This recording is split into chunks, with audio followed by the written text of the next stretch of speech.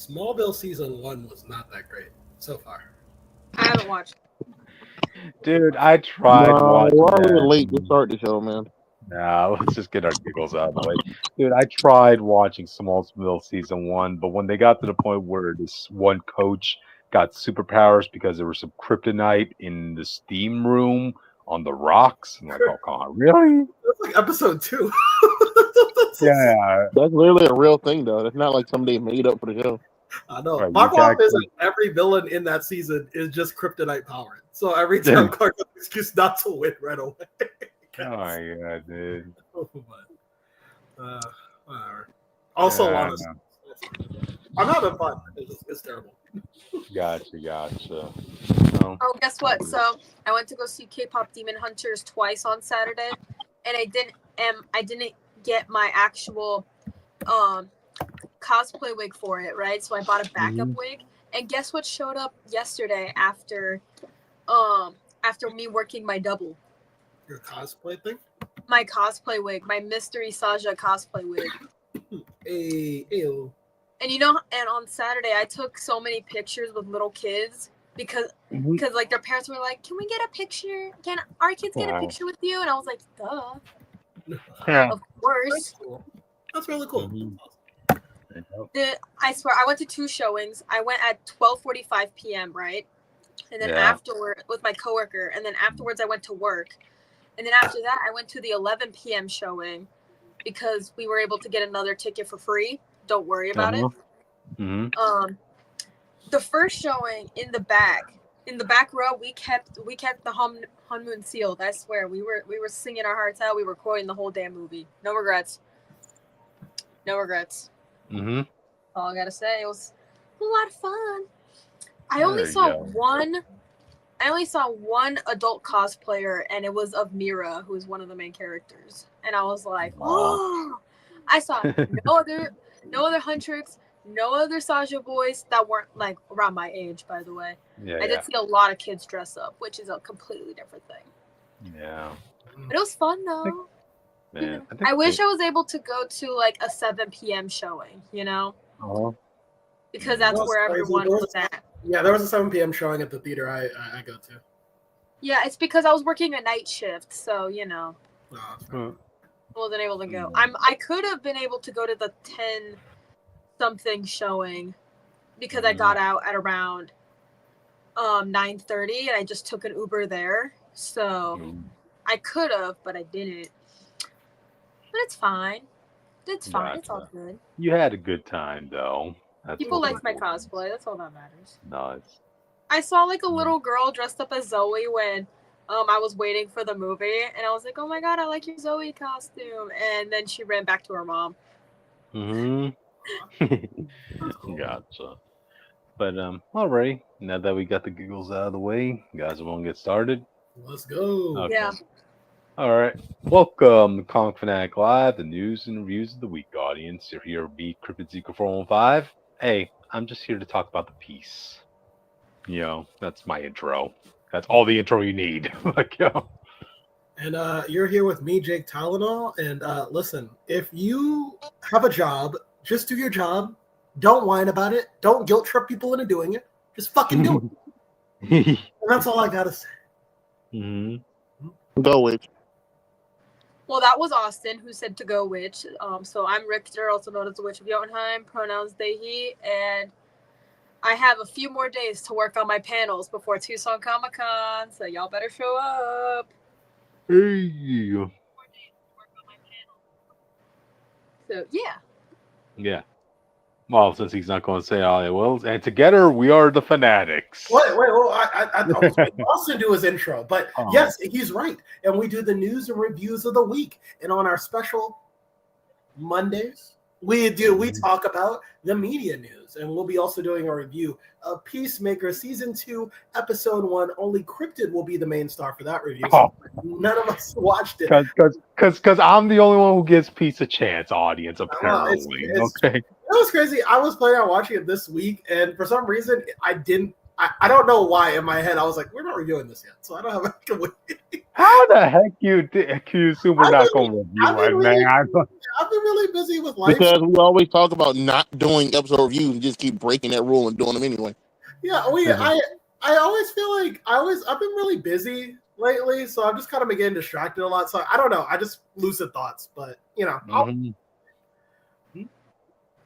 Gotcha. R.I.P. Jake. Yeah. But you know, oh, I forgot. We're still mid-intro. We're also talking more about Disney and some other Marvel actors getting to some other shenanigans as well. Chip Zdarsky will also be returning, and we'll be talking about that.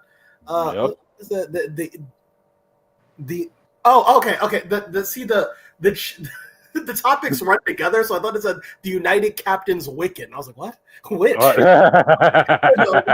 also got a multiverse of Wiccans, eh? Is what you want. I mean, it's not the most craziest thing to think that could happen. Yeah. It's not. But we have an entire mostly Marvel and Disney themed episode for you. But you know, we also talk about other things. You can look at our other videos on the channel. And you know, tomorrow we will be doing our comic reviews, so stay tuned for that. But in the meantime, you can subscribe to our socials, which is more than happy to introduce. Yeah, actually. Give me a quick second. Yeah, you can first subscribe to us because I said so. If we get to 100 subscribers, you guys get something pretty cool. I'm not gonna lie to you there. You can also follow us on Twitter at Comic Phanatics 69. Remember, that's with a PH, not an F, so that you're not confused. If you want to follow a little on me, you can find me on my own Twitter at Witch of Jotun with an E instead of a U. Even though I'm taking a tiny bit of a break from it, don't worry about it. You know, trying to get off of that Twitter hell as much as humanly possible. But I still post on there, don't worry. You can find me on TikTok and Instagram at witch_of_Jotunheim because, you know, I do post stuff on there. And you'll be able to see the pretty cool poster I made for one of my panels at Tucson Comic Con this year. You can also find me at Tumblr and Blue Sky at North Star Aria because, you know, I try to post stuff on Tumblr and Blue Sky. You can also find me on Red Notes Hashao Hong Shu at Witch of Jotun whenever I remember to post on that. You can also, if you want to get me a coffee, if you want to buy me a coffee, you can support my Ko-Fi at Witch of Jotunheim. And go to my panels at Tucson Comic Con this coming up weekend. Please and thank you. I'm working really hard on them. Thank you. Do a soft. You know where to find Jake and Austin. You know where to find Cryptid and Austin, my bad. And Jake, where you at? I'm trying to figure that out right now. I'm homeless right now. He's trying to find himself, audience, is what Jake's trying to say, you know? So. All right.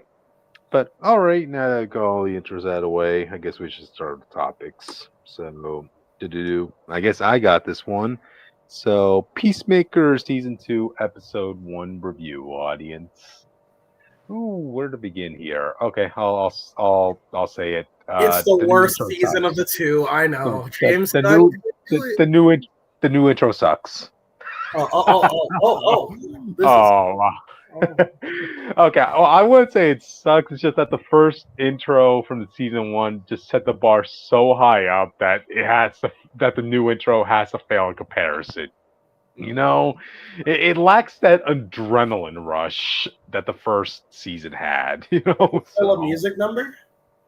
It's a different music. Yeah, it's a different music. It's different dancing. You know, because there's a new cast this time, and again, they didn't just want to do the same old routine. I guess I can at least applaud James Gunn for wanting to do something new, but yeah, there's no comparison between the two. You know, so okay, that it is what it is. As far as the first episode goes, yes, there are some retcons that went on. I think it was James Gunn who even had to talk about this, like say, well, I mean, there are dozens of universes out there, and this one just happened to resemble the universe from the Snyderverse universe a bit, you know? Well, the events of Peacemaker's life. Yeah. Enough, it seems. Yeah. I mean, y'all remember that Justice League cameo from season 1? Yeah, now it's the gang. yeah, the Justice Gang. You see the silhouettes of Superman and even Supergirl, and of course you see the other three terrific Guy Gardner and Hawkgirl, and they completely replaced the joke of like Peacemaker dissing Aquaman to him dissing Guy Gardner in that scene. So yeah, is what it is. So Supergirl is on the Justice Gang. Now I'm more interested to see like what her status is.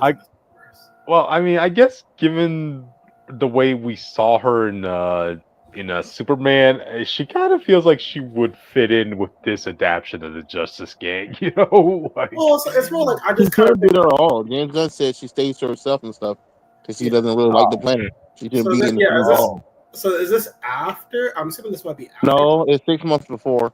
Oh, okay. Yeah. Okay. Remember, this is what makes Peacemaker popular enough to be on the TV in Superman. Oh, right. Okay. Nice. So yeah, maybe she did try. I guess the best you could say she tried, and she was like, "No, I don't want to do this anymore." She just leaves. Yeah.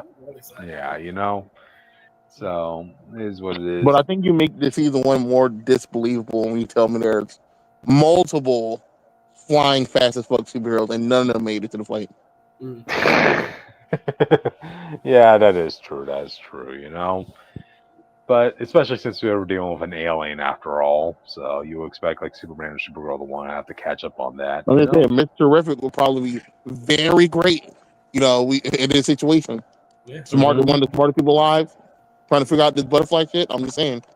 Yeah, I guess this is the thing. I mean, they do touch on it in Superman a little bit, but I think this really confirms I guess James Gunn is setting the seeds early that they're gonna be incidents where like superheroes should show up, but there's not. And like they might be seconds late, or they might be busy doing other things. They might be dealing with emotional things, but like but at that point, I'd rather just kind of like not have them show up at all. You're rather the Marvel approach, where it's just like we don't. Yeah. And like at least in Marvel, like, oh well, they were doing this at that time. You know what I mean? I want to be like, oh damn, I was 5 seconds late to help you, bro. We could have solved this problem. Oh, shucks. Dang. Oh darn, we could have handled this 30 minutes early. I got here on time. Better put my boot on a bit faster. Gotcha. But yeah, it is what it is. But anyway, well, let's actually talk about what went on this episode, because like this is dealing with the ramifications of what happened in the last season of Peacemaker, and I really gotta applaud them, because if I had one word to describe what happened to the whole crew post season 1, is that there was hell to pay.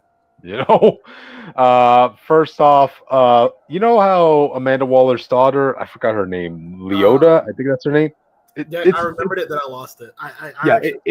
It's the chick on this screen, the one that's driving with Peacemaker right here, audience.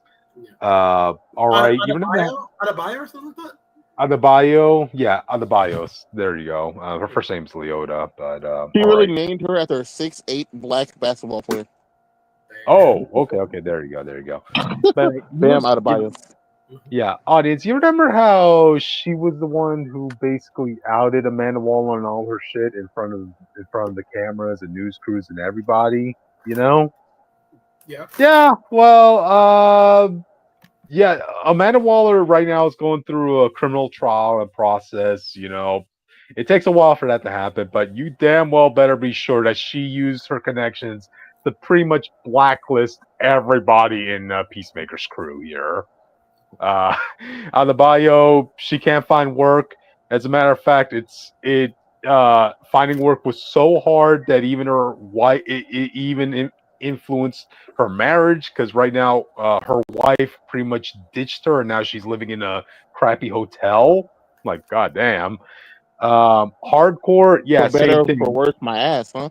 Well, I don't mean like we have to live on the street, kind of worse. Yeah.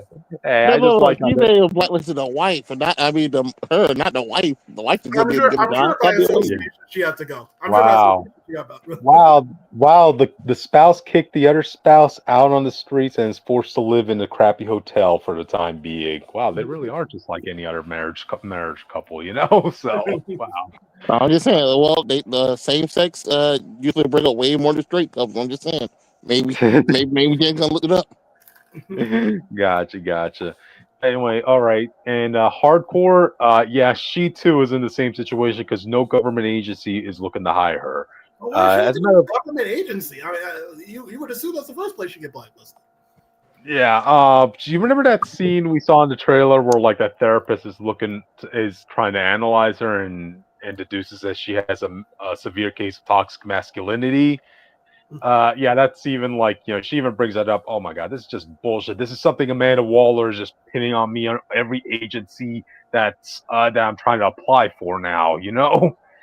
I, again, this kind of like shows what happens if the sad reality of what happens if you are a whistleblower. That I is mean, true. yeah, it is great that you brought up like these internal issues, like these really messed up things in an organization, and told the public about it.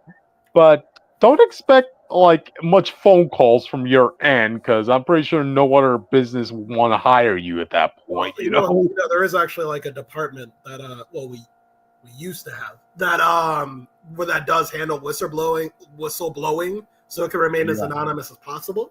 Which is Yeah, probably but what we Jake, should have done. but Jake, this is not anonymous. Like, again, I Amanda know, that's what Waller I'm is saying. That's what you literally probably up front of the camera. Yeah, Like, we probably damn. should have done that, but Even if it was, Yeah. you really think a company's going to stop Amanda Waller to find out what happened? She'll Oh, probably well, look at it's like she'll probably look at the cameras outside and see who walked in the building that day. no, I'm not Amanda Waller will find out, but I don't know. I don't know if going public is the best way to go. Yeah. Like, I'm pretty sure these people won't even get so much as a job at a post office with Why you Amanda's diss the post resources. office like that, huh? Huh? No, I mean, like, these are high-profile agents, and like they will never be able to get an official government position at all after this. But I hear the Justice Gang is hiring.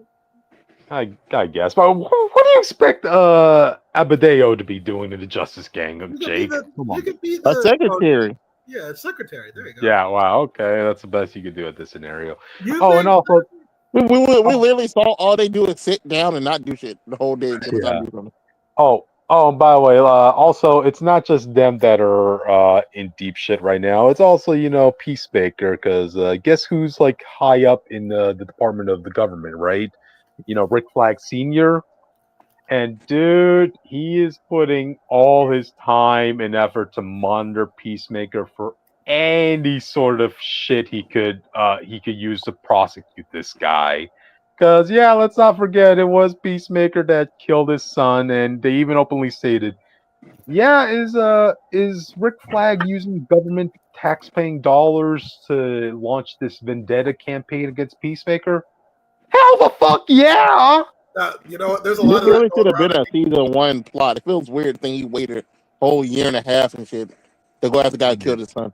I think That's already after like a year or two after Suicide Squad happened. I just gotta wait for the right moment. But my thing is, I like how this is just a thing going around. First, like Lex Luthor's gonna do this, is doing this right now with his own money to hate on one person. Okay, but in Rick Flag's defense, man, I mean, come on, it's your son that got killed, man. No, this is more justifiable. I'm just saying, like. Yeah. So, and yeah. Am I crazy? Wait, remind me of Suicide Squad. Didn't he do that because of Amanda Waller's orders, or am I crazy? I'm pretty sure. Well, yeah. it was half and half. So Yeah. Amanda Waller just told Peacemaker to make sure he gets the thing. Peacemaker went as far as he could to get it, and he straight up told him, "If I have to kill you to keep the peace, I will kill you." Mm-hmm. I'm pretty sure Amanda Waller is leaving that little tidbit out in front of Rick Flag, So, yeah. But to be fair, she didn't say. She didn't get the words "kill Rick Flag." Yeah. But she did say, "Do whatever you can to get the thing." Gotcha. But yeah, I know. Like, look, with Amanda Waller, I know we've seen her getting like a lot of punk moments in her time in DCU. But like, I like how like this is showing you don't mess with the wall. If you mess with the wall, get ready to be blacklisted. Basically, Yeah, of course, but that's the same level any like high level guy in Hollywood. Yeah, that is true. So, But if For a anybody, woman who's going to get her own TV show, I expect better. That's all I'm saying. yeah, like if anybody's going to like screw the wall, you better be ready to get smacked in the face, is what I'm saying. You know, and I'm glad Amanda's showing her fangs. You know, because Lord knows she needs it. Y'all remember what happened to that one lady that smacked her in the back of the head in the Suicide Squad film? Yeah, I don't remember. nothing. You remember? Nothing Where? happened. Jake. He literally slapped her, knocked her out, and they just moved on. We never see her again. Oh, that's true. We never. Yeah, but they don't say she died or never. anything. I thought you would make a point out of that. I'm just saying, we would never see her again. The last time we saw her was in that movie, and she was being let out of the building in handcuffs. So she also didn't do anything to the people who turned on her in that film. Wasn't yeah, that? but Wait, okay. Again, I'm fuzzy on the Suicide Squad aspect of this universe. Wasn't the whole point of the beard guy was that he went against Amanda Waller to some capacity in the Suicide Squad? Yeah. He's the one who basically disactivated the bombs. Yeah. In their necks. Mm-hmm. Okay. And watching Peacemaker. I'm just referring to him as Diebeard. Yeah, I know what you're talking about, Jake. Like he's the only one he's the only one who has a steady job right now, but his steady job is literally monitoring Peacemaker the whole time. You know? So, yeah, that's high paying though, bro. That's not really a punishment for going at the wall. Yeah. But all right. So before we keep going, can I ask you something? Yeah. So we are establishing that some things of the Suicide Squad is canon, some things of the Suicide Squad isn't canon. Yeah. The thing is, James Gunn recently confirmed that he's going to try to bring Bloodsport back. So do you think Bloodsport putting Superman in the ICU is canon? Oh, that is crazy. Yeah. Oh. Because in Superman, they just said he never lost.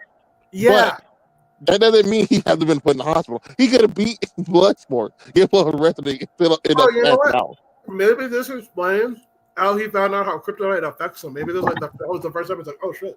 Okay. Yeah, he can easily write it to Lex Luthor being the one to supply him with the kryptonite bullets, you know? Yeah, I'm pretty sure we'll see what's the actor's name? Idris Elba. Yeah, I'm pretty sure we'll see him pop up, you know. James Gunn is like the type of guy that seems like he's chummy with all the people that, you know, he works with, you know? So yeah. Anyway, go on to the actual episode. You know, of course, you do see that scene with like Peacemaker trying to audition for the Justice Gang, and what's his name? Maxwell Lord. Yeah, the worst looking version of him of all time.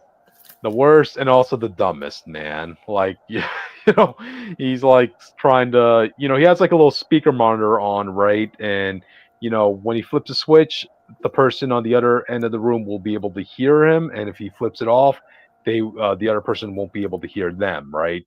But he never realized all the people he was auditioning, they were hearing every single word he was saying. You know? Like, okay, Jake, come on. I did see the clip where they had White Rabbit walk out. White Rabbit just a bitch in lingerie who spilled stuff. Yeah. And he was like, "Oh, the whole time I was talking about her camel toe and shit." It was like it was just going on too long, in my opinion. That was a little bit stupid. Yeah, I'm not a fan of that casting. The Wonder Woman villain, who's supposed to be one of the smartest men in the world, made like the worst, easiest mistake of all time. It was stupid. The scene went off like 4 minutes. Jesus Christ. Gotcha. But all right. So yeah, basically everybody's like just trying to find their way, picking their lives back up after season 1, and you know, trying to find some purpose in life. We do get a little bit more in-depth scenes. So you remember that little pocket dimension in Peacemaker's closet that his dad had? Yeah. Okay. So yeah, it's, how can I explain this? It feels it's more like a trailer park, because you see that you remember that space they had, right, where they had all of Peacemaker's helmets and all that stuff, and you see basically all those structures all around them. It's more like these are all those structures are their own parking space, and a bunch of other universes are actually using that very same space, you know, but they have their own spots. All right, so they're gonna have to explain why the dad has this shit at this point, because There's a difference from like I could get behind like your own pocket thing, but open up a pocket thing to other universe and shit for a guy who makes helmets is kind of insane. Yeah, that's what criticism we had in season 1. Okay, how did this redneck KKK sort of guy have this sort of advanced tech at his disposal? You know? Yeah, it wasn't like he's like a retired Red Skull. He was clearly working by himself. Yeah. I think in a comic book universe, him being a redneck is more like he could still be smart. But I do agree with the multiverse thing being a bit like, okay, well, how smart are we? Well, it's I think it depends, Jake, in this sense, because if someone this smart and stuff, it's kind of like how we had the problem like Kingpin being in New York with like when Vulture doing his stuff. Yeah. It was like this dude as smart as he is, being racist or not, bro. He got someone brought this dude in, you know. Right. Well, no, I agree with the this is world changing science. Yeah, I agree with the universe stuff. I think when we're saying his genius extends to him making like an Iron Man, a shitty Iron Man suit and some helmets, I think that's fine. Because we are, especially now that we know that the bar for super smarts in this universe is so much higher. So I mean, I could see him being a low end and super intelligent person, but I'm not sure about the universe thing. Okay, he basically did what Lex Luthor wanted to do, but safely. Yeah, he actually succeeded in it. Right, yeah. They are going to have to explore that. If it helps you guys, like, apparently this is something that Rick Flag is even looking into, because after the events of Superman with, like, the tear and that tear black hole thing, right? They started seeing that same energy signature within Peacemaker's house. So it is after Superman. Yeah. Yes. Yep. How the fuck was he on a talk show? That was probably before, I guess. It was probably after Amanda. No, he was talking about the Superman situation though. So like, did Frank not know who he was until he saw him on the TV? There's probably a brief moment of fame after Adebayo exposed them, and then I'm assuming there would have to be a time skip, right? Because So I'm assuming this is after the time skip is when Superman stuff happens. Yeah. Okay. Yeah, we'll see what happens. So yeah, everybody is kind of like at the miserable point. Peacemaker, he does some really, really intense weed, and I do want to say I'm sorry about interrupting. Yeah. They actually had to teach John Cena how to do that scene. I found out. Yeah. James Gunn was so annoyed with how little John Cena knew about how to smoke weed, and then when he needed to do a bong, and so then the people on set were like, "We'll teach him. We'll teach him." Oh man, yeah, the things you have to do to be an actor, John. But there's also another scene that a lot of people are talking about this episode, because immediately as he has that smokes that weed, we see that there's an orgy going on. At first you're thinking at first you're thinking like, okay, this is all just a hallucination in Peacemaker's mind, but no, it's actually a party going on in his house. And audience, there's no censorship. You see dicks, you see titties, you see pussy, you see people having sex, and I'm like, this is a porno right here. This is the world. Yeah, even the boys. I don't know what you expected. Even the boys. We expected to be less graphic than the boys. I guess this was going to be more graphic. Even the boys' origin scene doesn't sound as bad as what he's saying. You don't see the dick and stuff like that. To be fair, I expected the boys' orgy to be worse. So what I'm saying. That's what I think is funny. Thing the Peacemaker whole thing.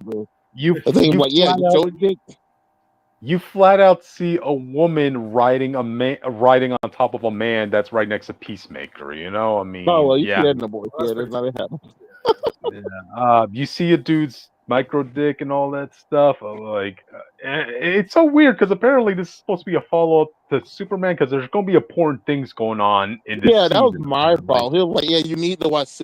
I put Superman out early so you can watch it. So you want the kids to watch Superman and then go to this? Yeah, that's so weird. Like, I ain't showing this kids this.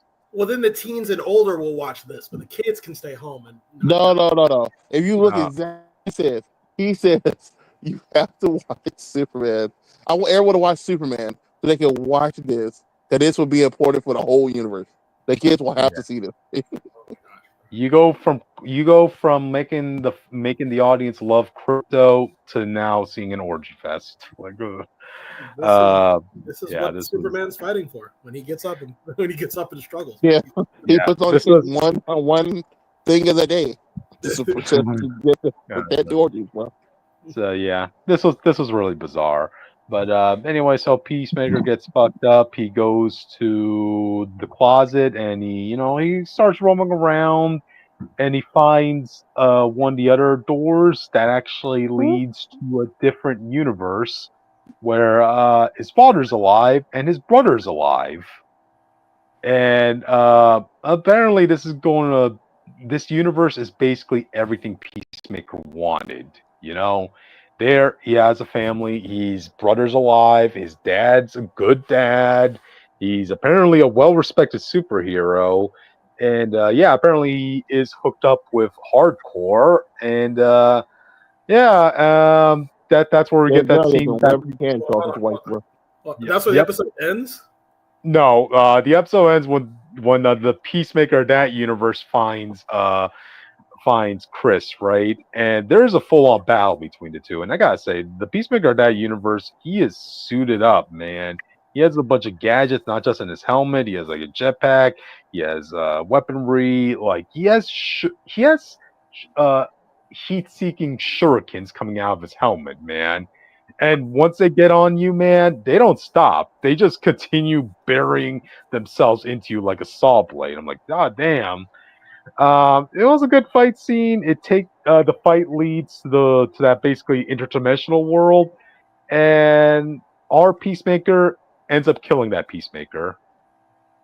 Yep. Now he can have the life he wants in the world where his race is. Yeah, but yeah. since we already know, they already since I think the problem with that is that since they already retconned the other stuff, so our universe would be the Superman universe. The only two ways this can end is either fusing both, so he can have the best of both worlds, quote unquote, or it's gonna be the standard tale of, oh yeah, this life was great, but I gotta go home. No, it's the latter because James Gunn likes to do moral lessons in his stuff, so it's gonna be that. Yeah.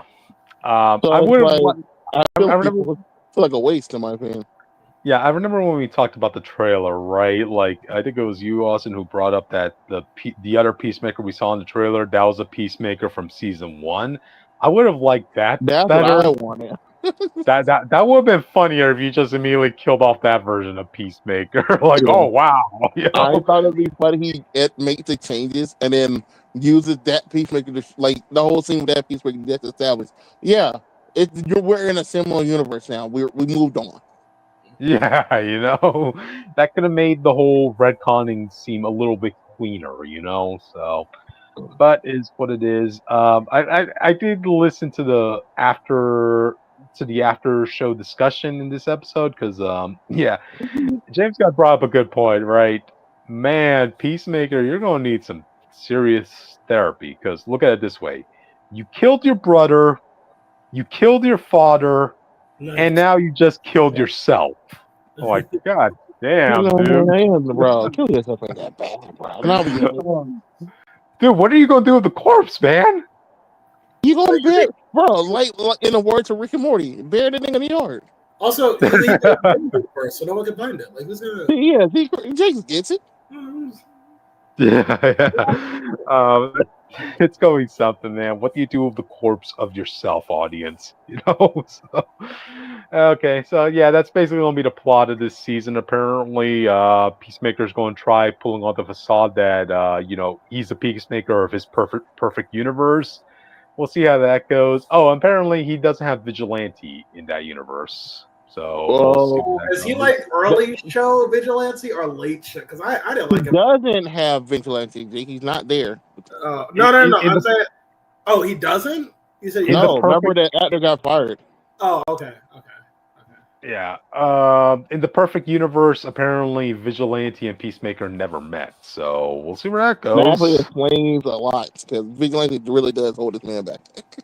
Yeah. It was kind of embarrassing, bro.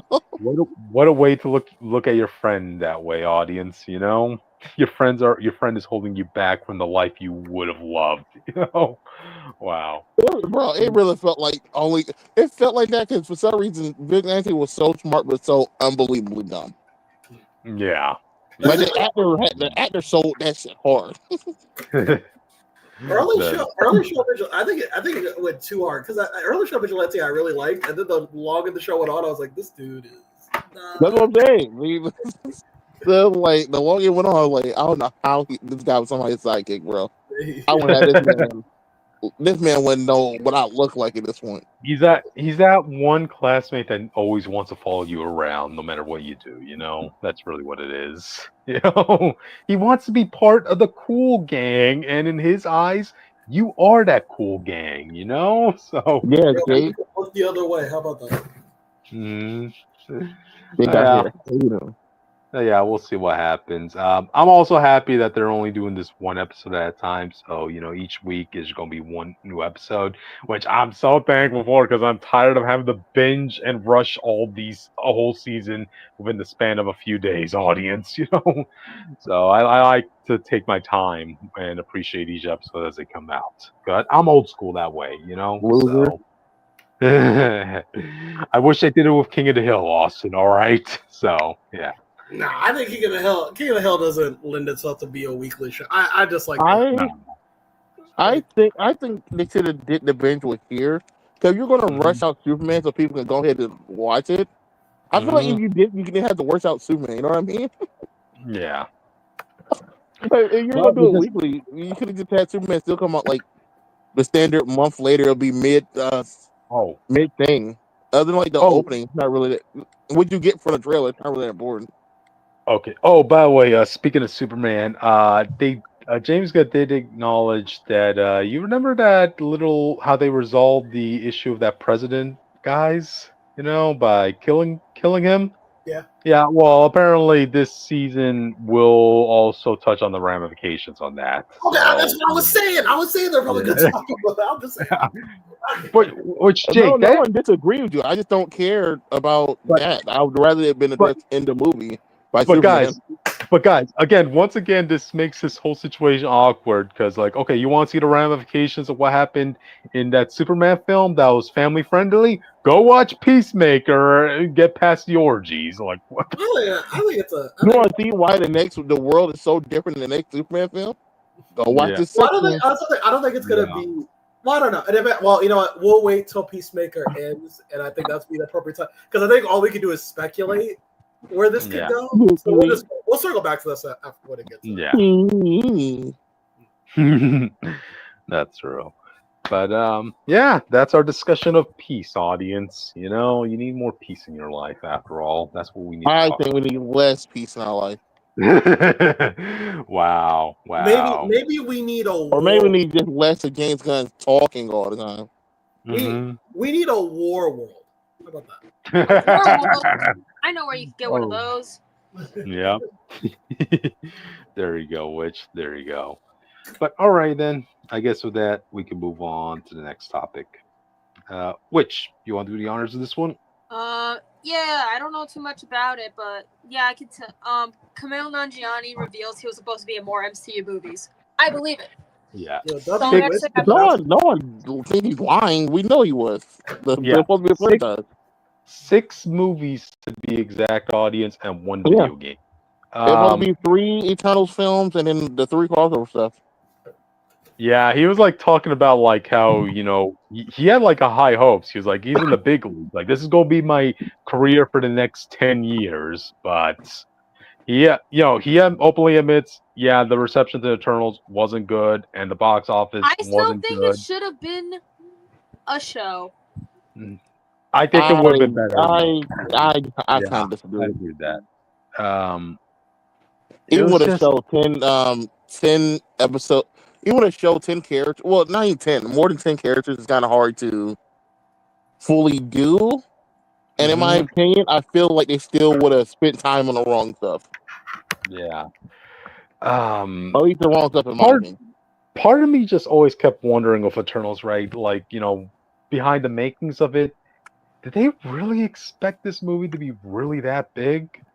These characters? They thought it was different because people were asking for a different MCU movie, which story-wise, it was different. Like, Yeah. even if you want to use the topic of like different, but like different doesn't always mean good. It doesn't, but It it was was. No, but that's what people were begging for. They kept saying no more MCU humor, no more all the movie stars were saying. So they went out the way to give you something different that they thought was good. Like, Yeah. man, You didn't like it. Everyone else here liked it. I mean, it was audience. It's like a forgettable film in the long run. Like nothing aside from the recent Captain America film that at least acknowledged that whole floating eternal head thing. Like the whole MCU as a whole just pretty much moved on after Eternals. No, Yeah, because it was received that failed, not because they didn't think the film was good. Mm-hmm. You want to say the same thing about Shang-Chi and shit? Just because he didn't come back immediately? That should be telling, like the fact that we aren't seeing Shang-Chi popping up in anything. He's literally in Avengers. It took them forever just to make a Black Widow movie. Give it time. Mm-hmm. I think after the Black Widow film, we got to see I mean, everything for Eternals lined up. First off, it came after Endgame. It was the first. I think it was the first event movie after Endgame, if I remember correctly. It's a different direction for the MCU. Again, like it's the different thing people were asking for. Now, how they felt about the execution is up to them. I think it would have been fine. They just didn't do the back and forth time stuff. If it was just a straightforward timeline, I think it would have been received better. Yeah, that's true. I mean, there are multiple things about the movie like we could get into. I just at the end of the day, also, the director delusionally thinking that she was gonna get to destroy the Earth all the way up to the last minute. I think she should have. Whatever they did to get Fantastic Four into its own universe, she should have argued for that. I think she would have. Yeah, if Eternal was its own universe and they did destroy the Earth and then they came to the 616. Yeah. Or I think you could have did it, but you probably could have still. You probably could have had them on a different planet, not in a different universe. I think it's definitely too much. Yeah, but, I agree with that. Yeah, but there were so many things where I could see why they thought. I could see why they thought it would have worked out. Especially also. I don't know. Where people still say it's the best speech to fight of all time. So. And also, people forget like the MCU hadn't failed yet. This was, I think, the first time there was the first. Really bad. No, Inhumans that came out by that point. Well, yeah, but no one counts Black Widow, Jake. That movie was not good. No, but no one like counts that because like, that was just like a TV movie. Like, no. They put that in IMAX theater. I know. I watched it in theaters. I know. When I talk to people, they don't count that. But this is the first time. I know they don't count it, but they should. I give more to feel like they put more time into like doing the Humans than Eternal first, bro.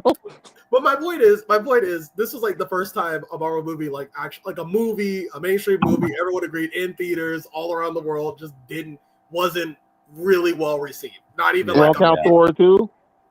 Huh? Which one? Thor 2. Thor 2. Thor 2 wrote Thor to the point they changed everything about Thor. No, Thor 2 was a stepping stone. Thor 2 was weird. It was a stepping stone. I like Thor 2. Leave me alone. No, Thor 2. Thor 2 is good. I don't have a problem. But is it perfect? No. But do I personally like it? Yeah. Did it give us a lot of really good Loki moments and also like help explain the Infinity Stones a little bit more? Yes. Yep. Thor 2 was a 74% audience score and Rotten Tomatoes 67% critic score.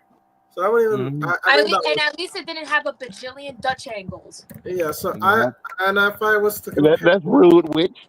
And if I remember, by the way, the only reason we're using Rotten Tomatoes scores because that's what people judge the MCU on. Those like when the even though I don't trust. No, Thor 2 did it? Look at the money for Thor 2 real quick. Casually. It's gonna take. I remember word of mouth being very strong around that point. But people was already iffy on Thor 1.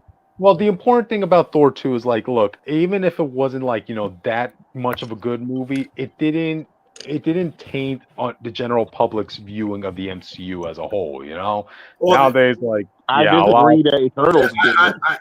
I disagree, but I think it's because people forget that when Phase 2 came out, people were just as iffy about the MCU as they were when like Phase 4 came out. It was just like we just had Phase 3, and Phase 3 was amazing. People really do forget. People when Phase 2 was out, a lot of Marvel fans like, I don't know. Some of these movies are mid. I don't know if I want to watch this. Yeah, Captain America saved Phase 2 for a lot of people. Right? I don't think people just don't remember, which is okay. I just it's not okay. Yeah. Yeah, there's also something I want to talk about, like, what his expectations was of, like, all these movies down the line, because this is kind of like the same thing that happened with Red Dagger's actor, where, like, he was promised, like, after his debut in Miss Marvel, he was going to have a bunch of other projects lined up for him, but they never, Miss they never Marvel was came out. really popular and people really liked it, just minus that one thing. Not gonna get into it. Yeah, okay. I got it. I'm confused about how he thought that was gonna happen. I understand, like, they originally were gonna do like young, I'm not saying young, champions or something. Yeah, but like, that's like, I doubt Red Dagger was gonna be like the Avengers movie kind of thing. You know what I mean? They probably thought they could have had like an end credit scene of him in a movie, like recruiting someone else, like Kamala did with Kate Bishop. I just want to interrupt real quick, just because I finally found it. So I said Thor 2 was like a 67 Rotten Tomatoes. 74. Yeah, Eternals was a 47%. That's the lowest. That was the lowest MCU had ever gotten at the time. It had a 77% audience score. That means anything, but I'm saying, for audience, it wasn't that bad. It was just a critic score, but it wasn't like bad critic scores. I think the closest we get is Hulk at that point. Really? Incredible Hulk. Incredible Hulk did better audience wise, I think, than critic wise, but I know there's one movie that was low, but it wasn't 44 low. Is what I'm saying. No, it was Incredible Hulk 68 critic score. Yeah. Oh, okay. So. Oh, you know what's crazy? You know what's crazy? People, according to the audience score, people like Eternals more than Incredible Hulk. No, because the Incredible Hulk is just a great action film. I don't think it's a great Hulk film in like full on. No. They're exploring the best things about Hulk, in my opinion. There's one thing I want to bring up with this, between this actor and the Red Dagger actor, is like, we're not at the point in MCU in the MCU phase where, like, okay, you're guaranteed a next gig after this, because now it's about, like, whether you resonate with the fans or not. That's what the executives want to back up. Like, that's why they had to get rid of Taskmaster, because there was no fan support for that character. But that is why you see someone like Yelena being brought up in future MCU projects. I mean, heck, I hear that she's going to be making a pop up in the Spider-Man film, because hey, people like the character. I do not believe that shit. I'm not buying that shit. But the post-credit scene after the whole situation goes down, I'm not buying Yelena at the part of this movie. She's gonna go up to Bruce and be like, "Bruce, sun is getting real low." But Austin, the point where are the Avengers when Hulk was tearing up Manhattan? I don't know. But like, the point I'm trying to make is, like, you will see her in other MCU adaptations, because she did win over an audience with the general public. So the characters, like with the Eternals, I just don't see people ever making bringing their names up in any discussions. It's like, there's no the next event bring up Ikari and Makari, and that's it. Icarus and Makari. I don't even know who a Makari is, man. Like, Makari's the speedster. You just don't care. You didn't care about the film, so obviously you don't know about me. Dude, you tell like 20 people at a convention, right? 20 random people who Makari was. Like, you really expect them to know who 20 people who are fans of MCU who Makari was. They'll take the speedster from Eternals, because people love that scene. If people who hate the movie love her scene. They literally call it the greatest speedster fight scene stuff of all time. I would like to see someone try doing that if they remember who Makari was. Like, go to convention, get us a video. Thank you. It also helped that she had the funny because she's deaf. She had that scene when she tries to scream, but the way they filmed it made it look funny as hell for some reason. When Icarus grabbed the mind reader, dude. I don't remember that. I remember last night. Again, but main reason, like, we don't see the Eternals cast popping up in any other adaptation is, again, as far as general public is concerned, we just move past them. Like, they don't live rent free in the general public's mind. But which I think is fun, even if you were a fan of Eternal, I mean, personally, as a fan of that movie, I don't think it warranted. I mean, obviously, it leaves on a cliffhanger, but I don't think it warranted. I don't really think it warranted a sequel in the sense of like I don't The think way it the needs movie to ended, right you now. don't count That's my the thing. post credits. If you don't count the post credit scene and like the celestial scene, Mm-hmm. it really just feels like these are characters who can pop up when you need them to, more than needing a film. I guess. Which what did you say? I don't think it needs a sequel right now, but we should get a sequel eventually. There could be some follow up. Disagree. There could be some there should be a follow up to the ending, but it doesn't have to be in the form of. I do not want to see Harry Styles and Arrows in MCU again. Yeah, no, I fucking hate Star Fox. I don't want him here.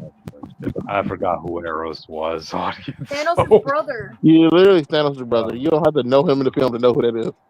Oh, if you say Star Fox, okay, I'll remember. If they say Star Fox, okay. So I didn't know Star Fox's real name was Eros. All right. Okay. If you mentioned Star Fox, feel bad. If you mention Star Fox, I'll know who that is. If you mention Star Fox, I'll know who that is, as opposed to just saying Eros. Comic nerd. Hey. Fake nerd. But I thought. My boxes of comics will disagree with you on that. Yeah. My only problem with this situation, this actor seemed to have came in with a lot of pre-notions. Like for some reason he thought he was gonna have a lot of shirtless scenes fighting, so he worked out all this stuff after he got the job, only for him to be like, yeah, what are you talking about? Yeah, from what I heard, he doesn't even have physical power. Yeah, from what I heard, he took steroids too, which oh boy. That's what I'm saying. It's like you came into this with a lot of preconceived notions. I'm not saying like the job, the 6 movie thing is a leading on situation. But the other stuff he was talking about is like, no, you came in with that whole expectation. No one told you to do that. Austin, he was already comparing his character as somebody who could take on Deadpool. So I think he's an actor who heard the legends of like the phase 1 through 3 cast and was like, oh, so that's what being a Marvel actor is like. You know, you get a movie, you're locked in. You got to be a part of the group. It's like they get tattoos about their movies. Like, this mentality kind of makes me more comfortable to see him as like a booster goal character because hey, that's still in the board audience. No, it's not. James kind of said no. Stop bringing this shit up. Oh, okay. I thought I saw somewhere else. That's never going to happen. Okay, no, but I'm just saying, like the mentality of him coming in thinking he was like going to be this big shot hero, only to get the opposite reaction, is kind of like a route I would imagine Booster Gold going through, you know. So, I think that's probably Eternals. Before we move on, is that that movie had way too many big, well-known, well-paid actors that made it like that would have been hard regardless. In my opinion. Angelina Jolie, you had the guy from Game of Thrones, straight alpha Game of Thrones. You had the other guy from Game of Thrones played the Black Knight. So like, Gemma Chan, who was already in the MCU, so they had to pay her double or triple what she was already paid for to be in the Marvels. To be Cersei. And he had it was one more dude who was like super famous at the time. And then I counting the voice for the Deviant, Harry Styles of all people. About the other stuff you put in. I think they were going for the approach that these are like larger than life people, so like let's get larger than life actors. But I get it, but it's like, and also you're taking a chance, but that's a huge chance. That's what I'm thinking. This was just a one and done film. Like I never in my mind, by the time I finished, I never thought there was going to be a sequel to this. I was like, okay. Yeah, this is also another hiccup for them because, like, remember, audience, Marvel is looking to cut back on the budgets for their future projects. So, I can imagine they don't want to spend as much for the high-profile actors. Yeah. That's why you're not RDJ. You're not getting paid that much. I'm telling you that right now. Yep. So, there we go. Oh yeah. So sorry to all the fans who were big fans of what was it? Kesso was this guy's name? His character's name? Yeah. Kingo. Damn, you rude motherfucker. I cannot the Bollywood actor, famous all across all time. The man who hung out with Thor, Kingo. Austin, the only thing I remember from this guy was him being okay with the Earth with the planet being blown up. That's all I remember. He hung out with Thor. And Bro. He hung out with the bro. I'm not saying that you're okay with it when Galactus does it, but all of a sudden the Eternals got to make the choice to do it. Yeah, because Galactus is a villain, Jake. So are the Celestials to us. Oh my god! Yeah, those He's Celestials. a villain. That's changing it. Wow, he's a villain. Okay, but all right then. Any final thoughts on this before we move on, guys? No. All right. With that, let's move on to the next topic, guys. And which this is you. It's guys. weird. Also, anything that I actually know about. We're getting a Phantom of the Opera anime, and you might be What wondering, the fuck? based off the book, or are we doing this based off the musical? Well, according to the 2 articles that I read, it's gonna be based off the musical. So sorry, Phantom book God fans. damn it! I know Andrew Weber has to have his greasy hands on everything, but yeah. I'm never gonna think like that shit in the book, bro. But yeah, there's not too much. I know like one of the guys who works on Star Wars Visions is gonna be like overseeing it. So which one? That's hard to say because every episode Star Wars visits a different company. Which one? No, hold on. Let me actually look up who is.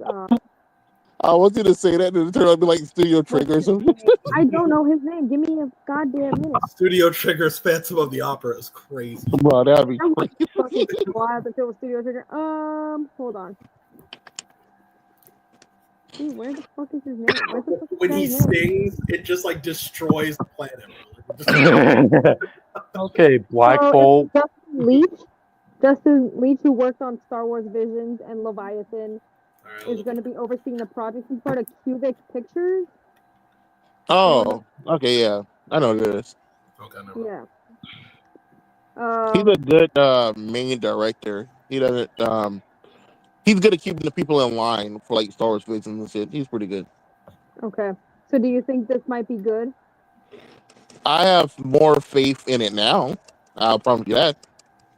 Okay. I would say like we got to wait to see what the art style for the anime is going to be. If it's going to be looking It's really done by good. Studio Trigger, guys. Studio No. Trigger. I know. I called it. Okay. I'm Dang, I called it. Wait. I'm our time. It's Studio Trigger, dude. I don't know who's doing it. I don't know what studio is doing it. Aw. I miss you, Studio Trigger. Listen, all I gotta say is freaking funny. don't lose your way. Right? Don't take off your clothes. Don't trust your clothes. Never forget they can be sentient at any time. That's true. But no, we don't have much information on this, so we're gonna have to wait and see what happens. But I have some faith. Yeah. I'm sure we'll have some really memorable soundtracks. So yeah. I was really hoping for a book adaptation because I found out that like once a book becomes like super famous, nobody wants to actually adapt the book correctly.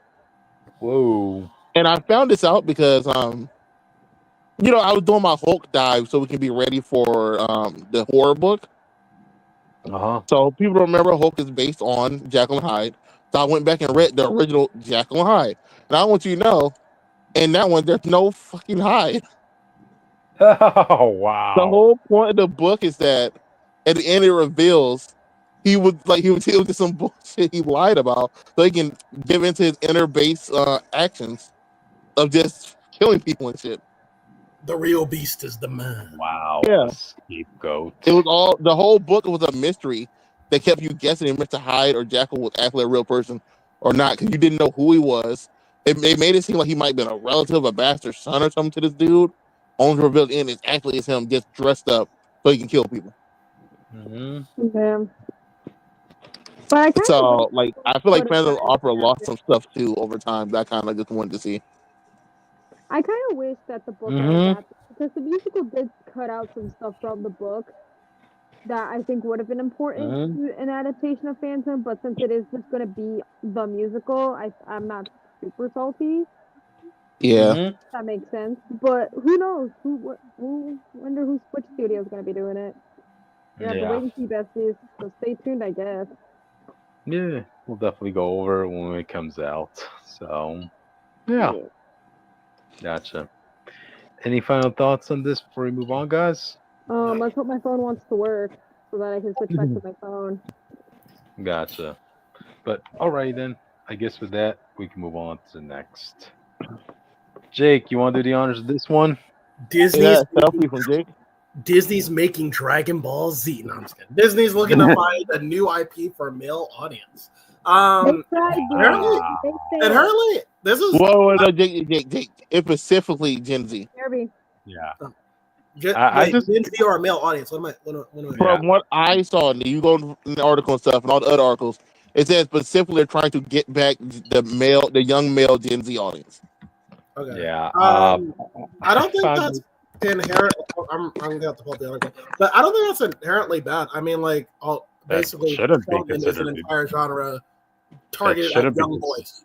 That shouldn't be considered bad because, like, real historical fact, audience, the reason why Disney bought properties like Star Wars and Marvel was because they were looking for a male audience. Because before then, they were known for their princesses and little kids and more girl-related properties. Yeah. Oh, God forbid that little girls have something for once. They weren't taking things from little girls. That's it. They want more money. They want things from boys. Greedy freaking bitches. And so, I don't think there's anything wrong with this decision. They're not gonna stop doing like little girl stuff. They just want to add. They want more money, so they're like, "Oh, we're gonna try to do stuff to get the male audience back on our side of things." Yeah, but just I mean, we'll have to see what they do.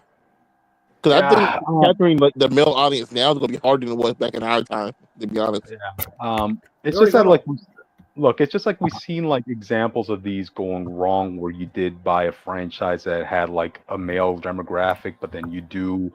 How should I word this out? Like you try aiming for groups aside from the male audience when you buy these IPs. Like one thing that popped up to mind was the Terminator film. What was that one where they literally killed off John Connor to replace him with that Hispanic girl? I forgot what the name. Dark Fate. Dark Fate, that's the one. Yeah, and they tried to remake the first one, but without John Connor at all. No, not just without John Connor. Like you flat out gave him a disrespectful send off just so you could have this one actress be the new savior, and it was not responded well at all for very good reasons. But yeah, we've seen again, like that's just one example of many. So if I had to give advice to Disney, like, okay, if you're going to buy an IP for this specific reason, remember who the core audience for this is. Because if I were to buy like a property like Powerpuff Girls, I know who the core audience is there. Yeah, like boys don't watch it, but you're not intending it for boys.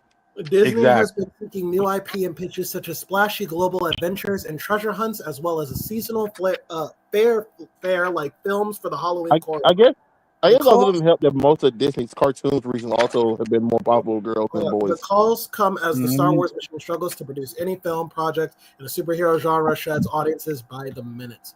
So it seems like they're looking. Or maybe they're just not making good shit nowadays. Have they ever thought about that? Well, yes, but it depends. If you're talking about movie wise, sure. But TV show, I feel like every time they produce like a new set of TV show, one of them is a massive hit. It just is always more of a massive hit than girls with boys. Besides, I remember being like an absolute hit is Twisted Wonderland, and also the Owl House. People really like the Owl House. And you had Gravity Falls. Gravity Falls came out over a decade ago. I know. I was going by the year. But I feel like each season had like at least one hit show. But like you said with like Owl House, either they canceled it for some stupid ass reason, or something else happens. But all these shows besides Gravity Falls are usually more popular with girls than boys. There's no problem with that at all. Like hey, at the end of the day, there's no problem with it. What it is, you don't choose who your audience is. Is what we're trying. Well, to an extent, you can. Yeah. If you're not doing an action show, then you know for sure that if boys watch it, it's not it's not gonna be like the majority of boys who are going to check it out. Yeah. I mean, hey, I grew up. I liked As Told by Ginger. I watched that whole show, but like again, that's not specifically targeting me. So, yeah. But that's always yeah. But I like Powerpuff Girls. Probably, I ain't give a fuck. Gotcha. Do you guys also think that part of the reason they have to do this is because like the IPs of both Marvel and Star Wars aren't what they used to be at this point because of some creative decisions they had? I don't think so. My problem with them with Marvel is that outside the movie, they don't put any effort. So it's hard to be like, oh, it's Marvel's fault that we don't have like the male gaze. Your shows are ass. Well, also the fact that there were some projects where they full on villainized males. Well, I mean, Marvel, Oh, God forbid, because they are a lot of the times a problem. Have you ever thought about that? Marvel, I don't really think has to be a gender specific. I mean, maybe you can go case by per hero, but Marvel should be generally for everybody. I mean, like we're talking about again using Shredder as an example. There's like the difference between again Marvel and Dragon Ball Z. Dragon Ball Z completely appeals to the male like perspective. Yes. Marvel appeals to everyone. So like I don't have a problem with Marvel doing but Jake, the main demographic for Marvel was men. Like as a guy who actually goes, but then as you a guy gotta who actually remember, goes, Cryptid, that when the MCU was getting popular, guess who was in the majority of the fandom? Thanks to Tumblr, the girlies. The girlies have been pulling Tumblr. up. That's Tumblr. That's and also outside of Tumblr too. I'm just using Tumblr as an example. No, I think but the general Marvel public is still male. I think Marvel having a million heroes and being like, you know what, like let's have a female leading court over here because we can tap into that market because we are a diverse superhero market. I think there's no problem with that. But like what I'm saying is I get Disney saying, okay, well we have Marvel trying to appeal to all of that. We'll put them over here. Let's just make an IP that just targets a specific demographic. We already have a lot for the girls. We have a lot for everybody. Let's just do something for the guys. You know what I mean? They did try doing that. Yeah. I think that's fine. I think don't repeat the mistakes of the past. Like, okay, if it's a male driven audience, remember that's your core driven audience for that IP. You know. Awesome. It's hard to say because like, a bad movie literally. I would say a bad set of movies wouldn't affect Marvel as much as like how their animation side is nothing. So all we have is these bad movies. That makes sense when stuff happens. Yeah. If they're doing like what DC's doing, where you had the animated movie universe or the constant cartoons stuff going on, I think Marvel will be in a better spot, at least with the kids. But we're not. What we get is like, guess what? The Marvels came out. If you didn't like that, you don't get anything Marvel to the next film, which might be next year. And now you have to deal with that. Yeah. Or like you'll get shit like the 2017 Spider-Man show, where it takes everything you like about a character and then gives it to everybody, so everyone just feels the same. So it's like, what's the point? Oh, and we'll also add Kumail Khan into that show as a regular too. So there's also that. Bro, leave Kumail Khan the fuck alone. Even according to this article, like Disney isn't even hurting for money. There's just something they just want to do. The Marvel stuff still makes good toy sales stuff. Just the movies weren't doing as well. They were like, and then and even the upcoming Avatar is potentially going to hit the $1 billion mark. And last year they made a lot of money. They were in the 1.5 billion projects. So, yeah. Right. Well, let's see what happens with this. Hey, who knows? Do you think Disney will ever buy Dragon Ball as Jake foretold in the beginning? Well, I'm using Dragon Ball as an example. But I think it's just more like in anime. It'll just be the airing rights. They bought the airing rights to Bleach and stuff. It's not like involved. They're already releasing their own anime. They don't need to buy Dragon Ball. Yeah. No. Wait, just to be clear, I only wrote Dragon Ball as an example. I'm saying like in Japan, they already have this structure where they have a genre for the boys, a genre for the girls, a genre for everybody, like a genre for like shonen for boys, shoujo for girls. Right. Right. So it's like what Disney's doing is no different than what Japan does anyway. So like it's not. The project is good. Like we said, it won't really be a problem. I think like a project can be set for someone else, but it shouldn't find a way to exclude other people. You know what I mean? Exactly. For instance, Sailor Moon is completely for girls. But I watch Sailor Moon. I watch Sailor Moon any day. Yeah. If we're gonna make a decision for like to add like another group of people, plus Disney had the rights to release Ghibli movies for a while. Yeah, and they're having the Twisted Wonderland anime coming out this year. Mm-hmm. So just Gotcha. remember that, y'all. Mm-hmm. What is the primary audience of Twisted Wonderland? Do you know? Wait, what was that? What is the primary audience of Twisted Wonderland? Well, okay, so I I think it's one really, of I those that really is don't like know. it is like really it's for everyone. However, a lot of like more of a female and a queer demographic are into it right now. But So for there are a lot of men who do like it. all I'm right, not so it's for 100% everyone, sure but since it it's just a game. leans in the direction. That's not bad. Since it's a game, the audience is a little bit different, but Yeah, it's like one of those things that it is for everyone because it's Disney and it's based off Disney villains. Mm-hmm. that's fine. It's for everybody, but it just leans in the direction. That's not bad either. Yeah.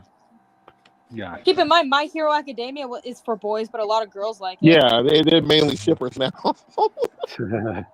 I tried watching it. I just could not get into it. I gave it 3 seasons. That's a lot more than other people. Mm-hmm. I just need people to stop posting not safe for art for these children on my page, bro. That's all I need. There's so many adults in the show too. Why not sexualize them? That's why it's weird to me. Okay, we already talked about orgies in the previous topic. Let's not go into any more adult-rated content for now. Next time, All I'm only gonna send topics that are not safe for work. right. Okay. But anyway, guys, any final thoughts on this before we move on? No. All right. So, all right then. With that, we're done the media news audience. Now we're moving on to the comic news. And I got this one. So, Chip Zdarski's cap run to introduce the United Captains. Is this like the Captain Britain Corps, but with Captain America's? No. What it is basically when Cap went down, everyone's like, "Damn, we need a captain." No, what it is like this is the UN's. This is basically going to be their version of the UN. Like apparently they came to an agreement in the event of like what's going on in Latveria, where this is going to be post One World Under Doom audience. So apparently Doctor Doom is going to be. Yeah, this is going to be. Yeah, they stated the second arc is going to be in present story time. just full on canon. Everything going on just full on canon. Cap was asleep during 9/11 now. Yeah. Despite being in the book, he was asleep during 9/11. Yeah. Bro, that's crazy. I know. It's sliding time scales are often tricky, audience. Yeah, I'll let it slide if the book's good. It's just crazy to think about. Yeah. I'm still invested in David Colton's character, so I still feel like he should get his own story. I want like people to try to remember the 9/11 issue in the universe and remember where Cap was, but he just fades. You want the Peter Parker effect? he just fades out of existence. No. Like there was literally a story of Captain America helping to pick up the rubble after 9/11 and then just looking directly at the camera. I want from their point of view, they just see like Spider-Man came down, and then someone talked to Spider-Man later, like, "Hey, yeah, thanks for helping us out there." What are you talking about, bro? I was at home the whole time. I left. Gotcha. But anyway, okay. But anyway, the United Captains. So this is going to take place in present day because apparently, since Doctor Doom is going to be out of the picture for a while, Latveria a bit stabilized. Everybody's recovering from being turned into battery packs by Doctor Doom. So the UN is intervening. So they're going to be sending superheroes that are part of like Can they do that? From help. Yeah, apparently they can in this situation because right now Latveria is destabilized. You know? I guess it's fair. I guess they stop it them to be fair. Do that shit all the time. Yeah. Wait, what was that? Which? Just look at the news in the past like 20 years. Like they've been doing that.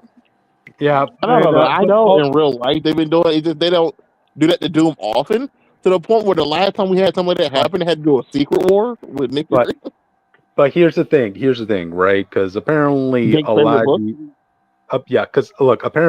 of these national heroes, they're all going to have their own secret agenda within this. Because it seems more like everybody's going to look to get their piece of the pie when it comes to Latveria at this point. You know, now that the leader's gone, who's basically going to be taking what from this country? You know. So yeah, that's a story we're telling. They should have put in what's her name? Jake, what's that Spider-Man chick? White hair, not black hat. Silver Sable. Yeah, Oh, Silver Sable. Remember, she stays and controls the country right next to Latvia, and they always been at war for a long time. I feel like she would have been a big yeah, part of trying to take a piece of Latveria with Doom gone. yeah, yeah. But I guess they just want the first appearance boost of this. Yeah, it ain't no wrong with it. It's just something I just randomly remember. Speaking of which, yeah, I might as well bring this up. Like, apparently, the sales of this run of Captain America were so good that they started printing second printings of the comic. Bro, it's that Chip Zdarskies name, bro. This shit ain't happened a long time ago. Yeah, like again, this is the most excited people Cap fans have been in years for Captain America. So hopefully, six landing. Wait. Is the guy at the top named Captain Kingdom? Yeah, okay, we'll get to them one by one. So, all right, let's start. Let's start off with the first guy, Captain France. Which really interesting naming convention there, huh? Yeah, they're supposed to follow To up be fair, I like his Captain outfit. America. It looks so out the way.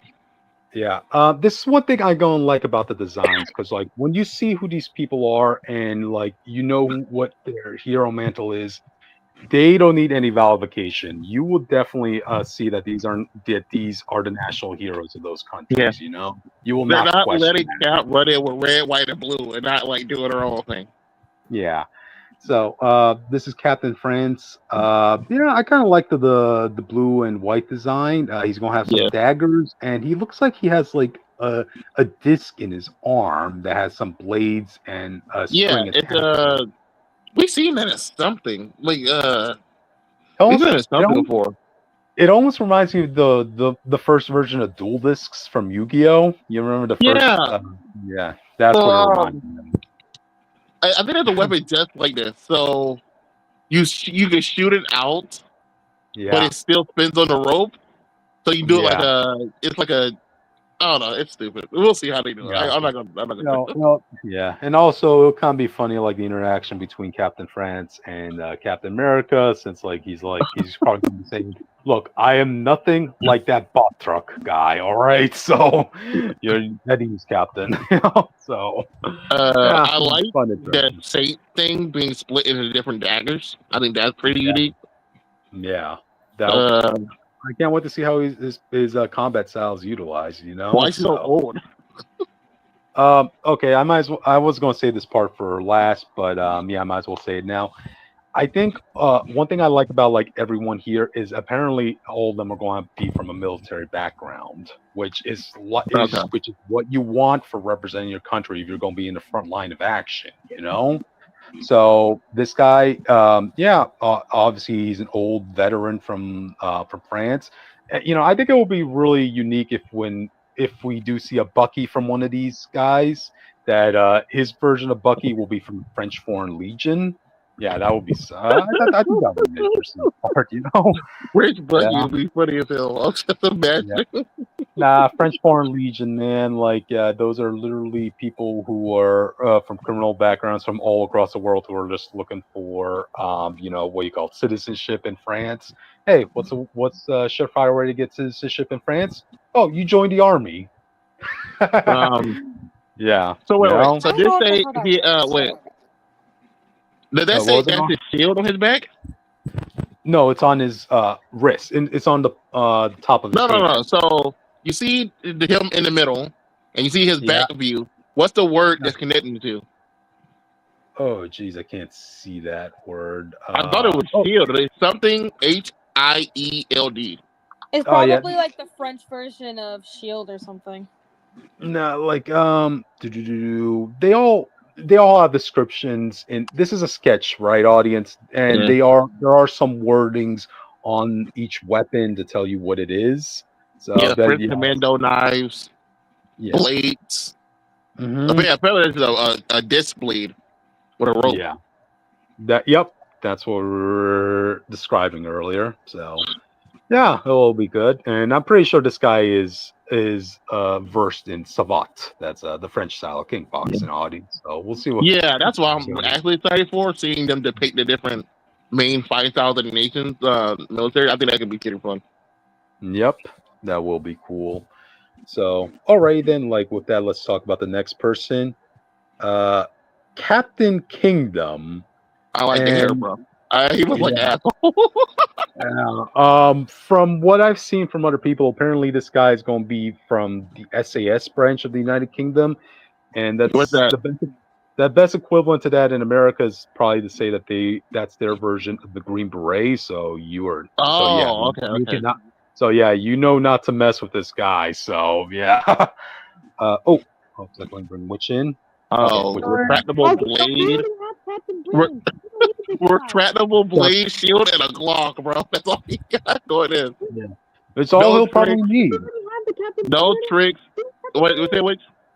We have 2 Captain Britons. We do not need another one. We don't need. Nobody cares about that. No. To be fair, Captain Britain doesn't really represent the country. He represents the magical side, all the other stuff. You don't really. So I get why they don't want him representing the people in a sense. Technically, it's Betsy right now. Technically, it's Betsy Captain Britain, not Britain. Yeah. If you want to put a technical I forgot his current role, but I know it's not the kind you want representing the country right now.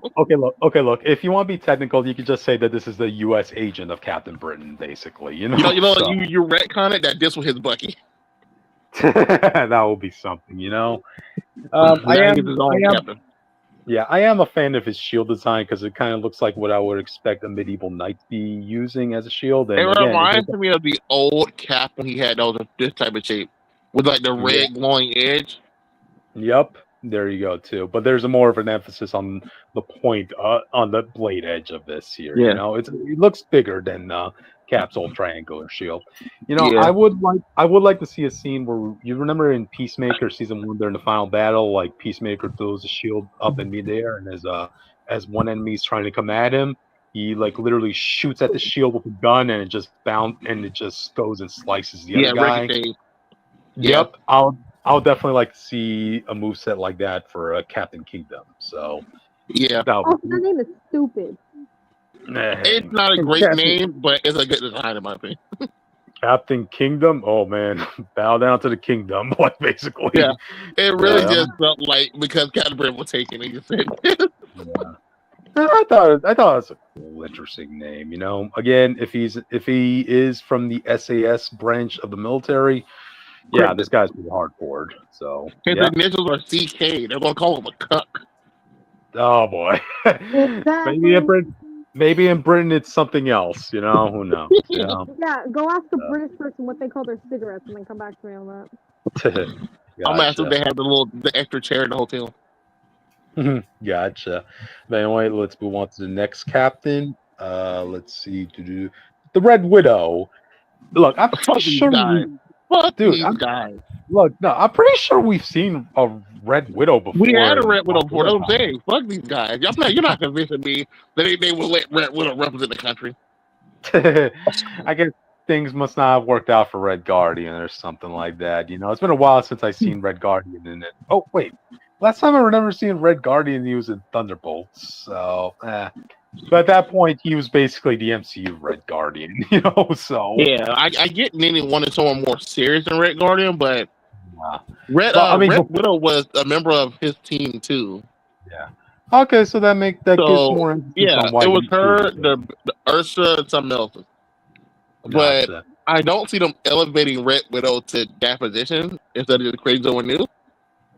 Yeah, the only thing I could think of is if they just really want the Red Guardian route and just made Red Guardian so pathetic, like from the MCU, as opposed to what he once was. Because before the MCU, I think you would have just made him a Bucky and just had the Bucky upgrade so he can really be the Captain America. Like, the one they intend to be Captain America anyway. It makes sense they would intend to have a Bucky in a sense. Yeah, that would. I could see that making more sense. Yeah, it's just weird to have the second best assassin, the guy who constantly gets clowned. We all do team battles to be the representative of your country. It's the moment, but whatever. I guess. But I gotta say, out of all the characters here, I'm pretty sure we'll see this version of Red Widow continue on in other books. Because come on, we're eventually going to have to see her collide. Oops, sorry. We're eventually going to have to see her interact with Black Widow at some point. We know they're going to probably have her fight Yelena at some point. Yeah, look, she has a Black Widow insignia and everything, audience. So it's big time, Bob. All right, and the last person we're going to talk about is the Star. from. I don't China. like this I look. don't like this. I don't know. Yeah. It just seems too bulky. Does that make sense? It's like one of my main problems. It looked like they tried to upgrade modernized samurai armor. Yeah. But it doesn't look that great. I like the gi. I'm not the gi. The rope. The cloth clothes underneath. Yeah. In a sense. Yeah. But I think the arm. I think you had to dial back the armor a little bit. It also looks like he's going to be wielding a shield. So yeah, he's not even wielding the sword. So why you had like the regular? we're just going to. At least they didn't give him the arm shield stuff. You know, like for arrows and stuff. So it's not that bad. You know what? I take it back. It's not that bad. Well, the arm shield. It looks. I think that's just my main problem with it. Oh, what was that? Which? It looks too bulky. Yeah. Yeah. Well, emphasis on the armor, you know. So I mean, it's kind of like the same situation. I get that, but it just like doesn't look as good as it should be. You know when you go to like a dojo and you see like the clothes they're regularly wearing in like Japanese movies? He has one of those on the armor on top. I think that was throwing me off. Yeah. Remember the armor doesn't cover his whole back. It don't cover the, as you can see, there's a slant in it. So he has a big obvious weak point if he doesn't have the shield on his back. Well, we're going to see how that comes into play with his fighting style, you know? Yeah, his fighting style better be incredible, bro. He better do it. This better be like Shang-Chi's brother. Oh, yeah, I mean, that's also another thing. Like, you know, you would think at some point this character will have to interact with Shang-Chi later on down the line, you know? So yeah. I think he's still the leader of the 10 Rings, and they're just acting like he's not the villain. Ooh, you could have a scene where, like, you know, he's going after Shang-Chi to, like, bring him back to the country after he's a villain, you know? After he went up to villain status, you know? So, yeah. Are there any more captains? No, that's it for now, because of apparently only 5 countries are going to be going in. Yeah, that's kind of sad, bro. I want them to elevate other characters in a sense, like for Japan, like have Silver Samurai stuff or something. You can only yeah, but you can only give so much panel time to so many characters, Austin. You know? I know. Yeah. Which nice profile picture? I just saw it. Oh, I think this is the one on my iPad. It's Castlevania Judgment Alucard. Cool. But yeah, that Death Note artist. Gotcha. The Death Note artist Alucard. I'm gonna have to see that full picture. Which I think you sent it to me. I'll send you pictures later. All right. Yeah. I'm also curious. What branch of the military would the star be from in China? I gotta ask that. I don't know. Yeah, I don't know anything about their military. Yeah, so it's gonna be interesting. Again, like, yeah, I like the designs of all of them. One hiccup I gotta bring up though when it comes to this second arc is that your profile pic looks weirder on a bigger screen. I agree. I really don't like how you and John Walker will just staring at us for other sides of the Hey, that's a US agent staring at you. All right, so like 2 seconds, please. Okay, but anyway, yeah, I wasn't expecting Dr. Doom to play this big of a role in Chip Zdarsky's Captain America run, so that's kind of like a little bit throwing me off, you know? I was expecting it only because I knew he liked the dynamic. Yeah, I guess he did talk about that issue that me and you always talk about from Krakoa. He he was tweeting about that for a while. Whatever happened. Oh, okay. And I guess like it also helped that this is a little bit of breath of fresh air from like bringing in Red Skull, who's just gonna be whatever the writer politically disagrees with, you know. So Dr. Doom kind of feels more like a fresh take, you know. At this point. I think Doom kind of needed this, a fresh restart after all the bullshit he's been through recently. Yeah, especially with how long this event been going. So having Chip do that reset wouldn't be bad. Yeah. But like you said, as long as he doesn't overpower the book, I think he should be fine. Yeah. Oh, that's also another thing. Like, it can't be like the other one where like the book mainly became like the X-Men thing with Captain America. Oh yeah, that was. Oh man, or potentially making it just his Thor sequel. Okay, Austin, I just sent you the thing that I was telling you about. Okay, I'll look at it in a second. Thank you. But yeah. Also another thing. I kind of feel like this team would be like a better affiliated with someone like David Colton, given like a lot of these Yes. characters feel like more I would have modernized. like those situations to have their own Caps rise up while Yeah, Cap was gone compared to having Cap around first. This could have been like David Colton's version of like the Invaders, but like he's going to be taking more of a role in Council the of UN. Shields, bro. Let's go. Yeah. That would be cool, I always thought in my mind like one good one-shot story of Captain America could be like his version of a UN summit, but like with bringing in the national hero representing like the other countries, That would be kind of fun, yeah. Yeah, like that. This is just like a clandestine Illuminati sort of thing, where they all just want to. Everyone try to better their country through their own like influence and stuff.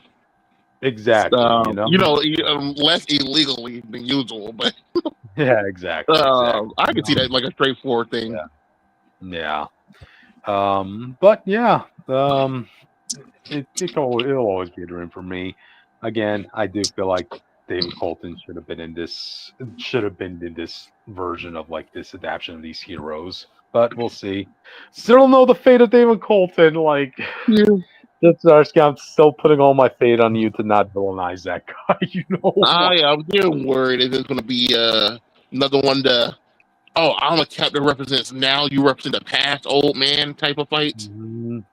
Which there's agreement. There could be agreements and disagreements. Like, they come from two different wars. Like, I remember Captain America had the same conflict when it came to Nuke. Hey, a soldier from World War II, in the presence of a soldier from the Vietnam run. War. Are you in? Yeah, I'm awake. I'm drawing. No. Your text thing only just popped up for me about you letting you back in for some reason. Gotcha. No wonder it takes y'all forever to let me back in.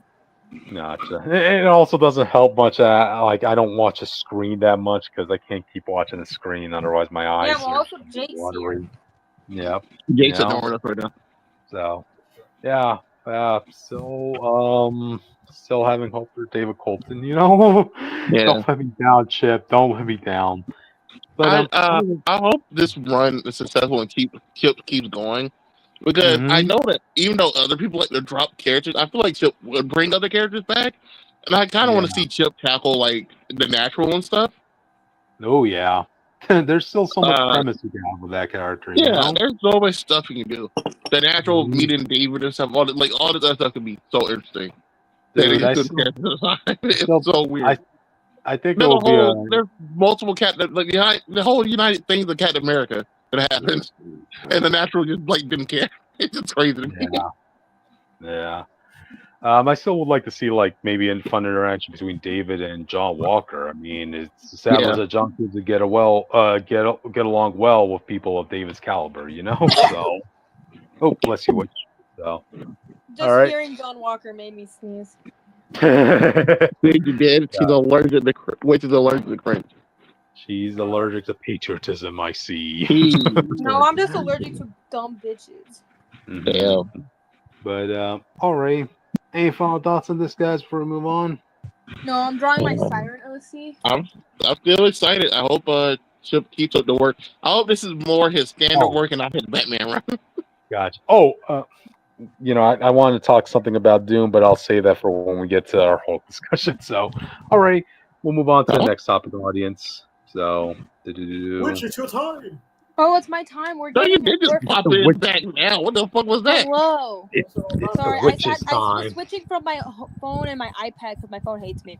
But we're fine. We're getting our own Wiccan mini series. We're getting our own Wiccan series. I don't remember if it was a mini series or not. It's a mini series, which yeah, it's okay. It's cool. It's a mini series. So yeah, after all the Imperial mess, which I'm like kind of reading, don't worry about it. They're going back to Earth. Yay! Yeah. Seems like he's going back to more grounded storytelling from the intergalactic stuff. I think we went back to magical gang signs on a cover. Yeah. Oh, what's this? Like, apparently there's a position open for Sorcerer Supreme on Earth, and nobody called me. Wow. No, for real, because like Wiccan shows up in Doctor Strange and the Sorcerer Supreme. He can be Sorcerer Supreme. That's even more insult to injury, but- Witch. Like, No, he can, but I get why you wouldn't want the Sorcerer Supreme to be tied The to the Demiurge? alien situation. Be the Demiurge? I think it would make too much sense. That's my problem with them trying to do magic. Not just because magic's already a Sorcerer Supreme, just like Clea, so it didn't make sense for them to become also become the Sorcerer Supreme Herb. But if you go Dark Child with his power, we're gonna have to have a whole event to kill you. He's fine. Look at him. He's fine. He's gonna go on a witch's road, I guess you could say. And That's what I'm worried about.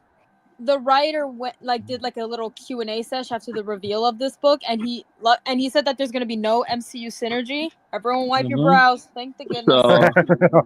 So he's gonna do his own unique witch's road. That could be interesting. I know. I hope it's not synergizing with the MCU because I will die. The only thing that's we will see when we start seeing the supportive magical cast. Yeah, the only thread it seems like is just the name. That's it. You know, so I know. I doubt it. That it says. I bet Agatha's still gonna be in the book. We're probably still gonna get the Green Witch and stuff. It just won't be the same type of story in a sense. You know, okay, I know we don't want this the synergy for this book, but like one thing I think they could delve in, because remember the last time we saw Agatha, she had the Darkhold, right? And the Darkhold became a sentient little boy.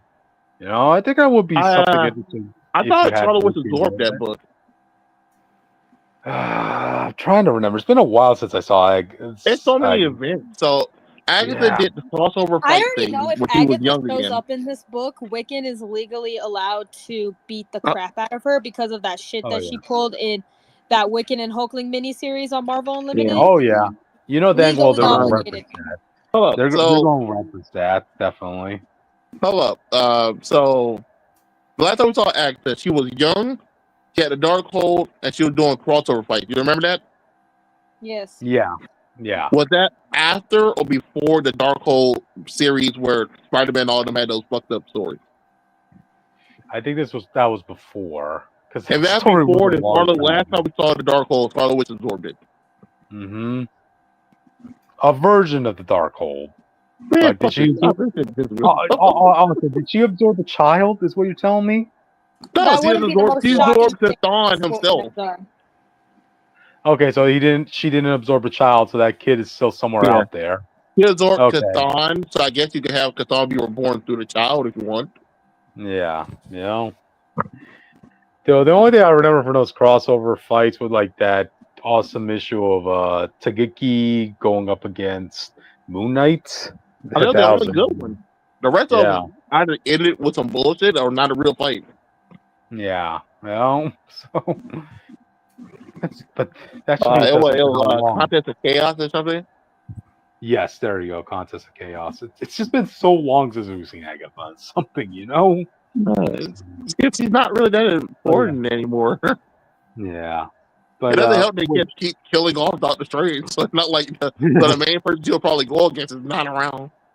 Yeah, there you go. You know, other than Wanda, but you know, Wanda's tired of probably tired of dealing with her to be honest. There you go. You know. Which is there a premise to this book? Is there what in this book? Did they tell us the premise?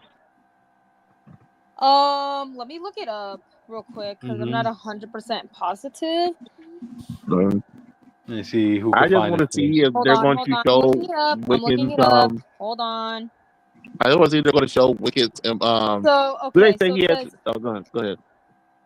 So it says, hold on, So it says, following Wiccan and Hulkling's part in Jonathan Hickman's Imperial, Hulkling's life is on the line, forcing Wiccan to take a spell-binding trip down the Witch's Road, where he'll face a new enemy and discover his unique role in protecting Earth and from magical threats. Something Wiccan, this way comes, a dark macabre adventure awaits the Witch's Road that will reshape Wiccan and the magical fabric of the Marvel Universe forever. Wiccan and Hulkling arrive back on Earth, but nothing is ever easy for Marvel's favorite former space emperors. Did they just spoil it? Anyways, with Hulkling grievously wounded, it's up to Wiccan to save the day, but what lengths will he be willing to go to do so? He's literally almost destroyed the universe multiple times. What are you talking about? That's what I was going to bring up. So, I do like that they're going to give him his own unique role and title. Yeah. Full on. but like how Wiccan immensely powerful. Scarlet Witch has infinite potential. This dude has infinite potential. Both of their kids have infinite potential. So it's kind of hard to like write them in a sense, in my opinion, like really power wise. Because you have to either scale them back or scale them forward. Mm-hmm. So whatever the threat is either going to be very insane or very like mental. It's either going to have to be Dormammu and Mephisto since they were relevant in the MCU. Because it's a new enemy. Oh, new enemy? Okay, and then something else then. Oh, so because Doctor Strange is dead, they're going to be like, oh yeah, you're going next. Yo, bro, what you can do is, we don't know a lot of the other Dark Lords besides Shiro Gorath. I guess you can like make one of them. Mm-hmm. Yeah. They give Wiccan someone strong enough for him to actually show his stuff, but also too strong enough that they don't, aren't killed and can come back if they need them to. And everything. You don't have to worry about them killed off or anything. I don't know. The premise sounds good. I'll buy it, which I'll support your book. Yeah, I'll check it out. Dude, all the MCU Willy fans were being so fucking annoying on Twitter.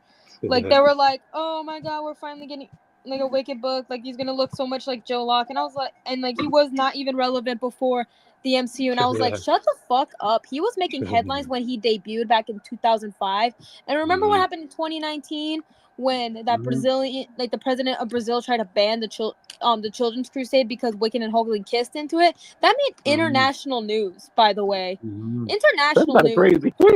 We're gonna ban this comic because these two guys. FFR. These people need to learn how to pick up a goddamn book for once in their lives. How you ban Wiccan and Hoagland, but not the like Midnight or no?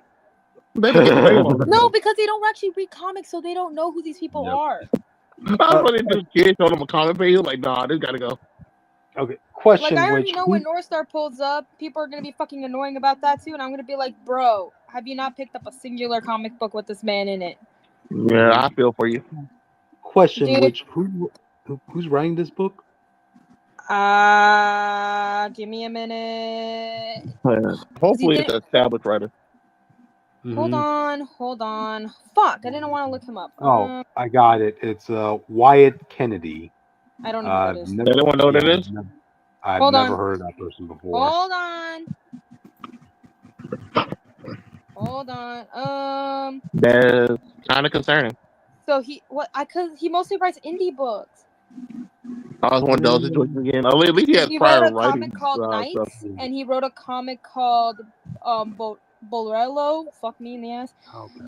Well, he also was a part of the Image 30th anniversary thing too. He mostly writes for Image Comics. Okay. So I just wanted to make sure someone with real previous writing potential, because they love just putting brand new people on stuff. Big books for some reason. If I get into the comic scene and I write my first comic, I don't want to hear jack and shit about you. Mm-hmm. Yeah, but I trust you at least to write your characters. Yeah. I don't know the guy in this book. Yeah. They're a Wiccan. So he's mostly an indie comic book creator. Hold on. He also wrote a story for 2 of the Pride specials. Oh, okay. Yeah, he's been around. Okay. And also a comic for the Marvel Voices Infinity comic thing. I think he wrote a story about Io and Aneka, 2 of the Dora Milaje. Okay. Which story did you write for the freaking X-Men special? I don't know. Oh, he wrote the Mystique and Destiny wedding issue. Oh, okay. Well, yeah, it's probably okay. So he has history with. I won't say this type of writing, but you know what I mean. He also wrote a story with Escapade and Loki. Okay. Mm-hmm. Yeah. So that's a lot more faith in the book. Good premise. Pretty good writer. I'll buy.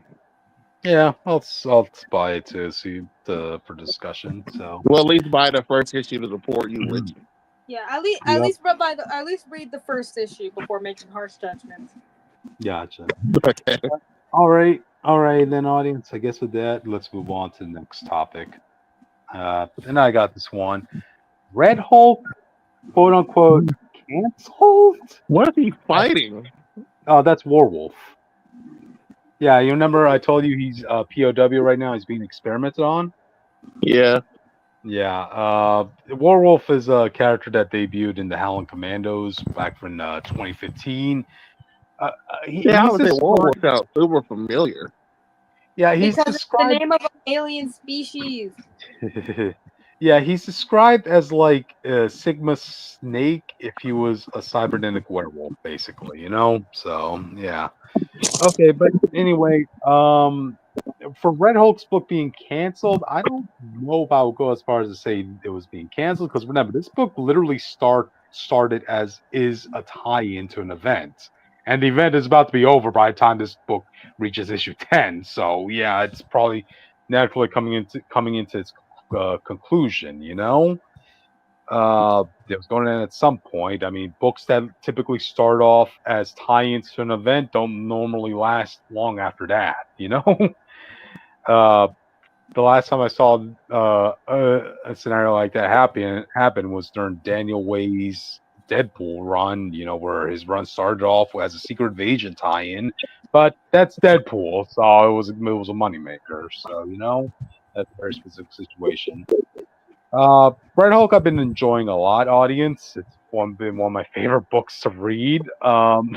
If it does get good feedback, like how Marvel likes to bring up a number one situation. So yeah, Benjamin Percy, I would definitely love to see a continuation of him with like writing Red Hulk with He's already Machine writing Man and Wolverine, dude. Calm down. Deathlock, and this Uh, book, which so he can I guess multitask. I don't Yeah, think it was canceled in the sense of like the natural sense, but I do think it yeah, was intended to stop. We know when Hulk himself gets big shakeups, sometimes they yeah, shake up everybody in a sense. yeah. So if this event is following like Immortal Hulk, it might change the gamma again in another sense, and so Red Hulk will be Yeah, affected.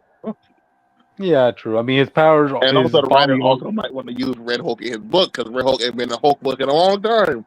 Yep. And also, like right now at the moment, his powers are kind of being messed with. So you could write an After Effect being something I about mean, his maybe Red Hulk Red Hulk could show up in Wolverine because right now we are dealing with the Hell Hulk or whatever the fuck it's called. exactly. What Don't the fuck worry was about that? that.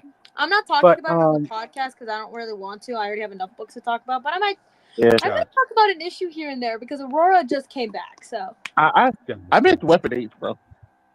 I miss him too, man. Like he was too powerful for his own good, Austin. That's what it was. He's But literally a Hulk size Wolverine was, bro.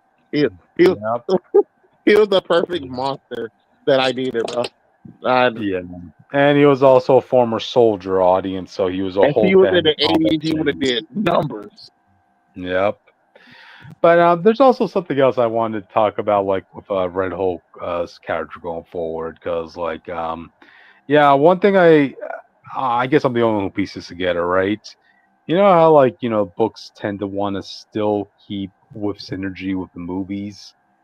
Now that I think about it, right, Red Hulk is a used and done character as far as the movies are concerned, because like the fact that they casted Harrison Ford, an old actor, to be the new Thunderbolt Ross, it tells you that they weren't thinking of Red Hulk for the long run.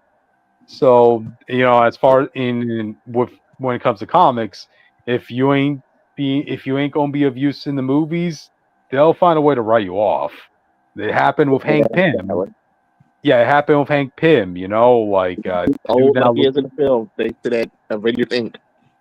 exactly. Then there was a case of Battlestar. Like no one's gonna be doing shit with that character now that his character is dead in the MCU. well, I think he's dead in the comics, isn't he? No, Nah, he no. just got The beat last, up. yep. John Walker literally brought him over to the hospital to save his life. So It tells you how bad it is, which you thought he yeah. was dead. But in Witch's Well, defense, like we in haven't Witch's seen def- him.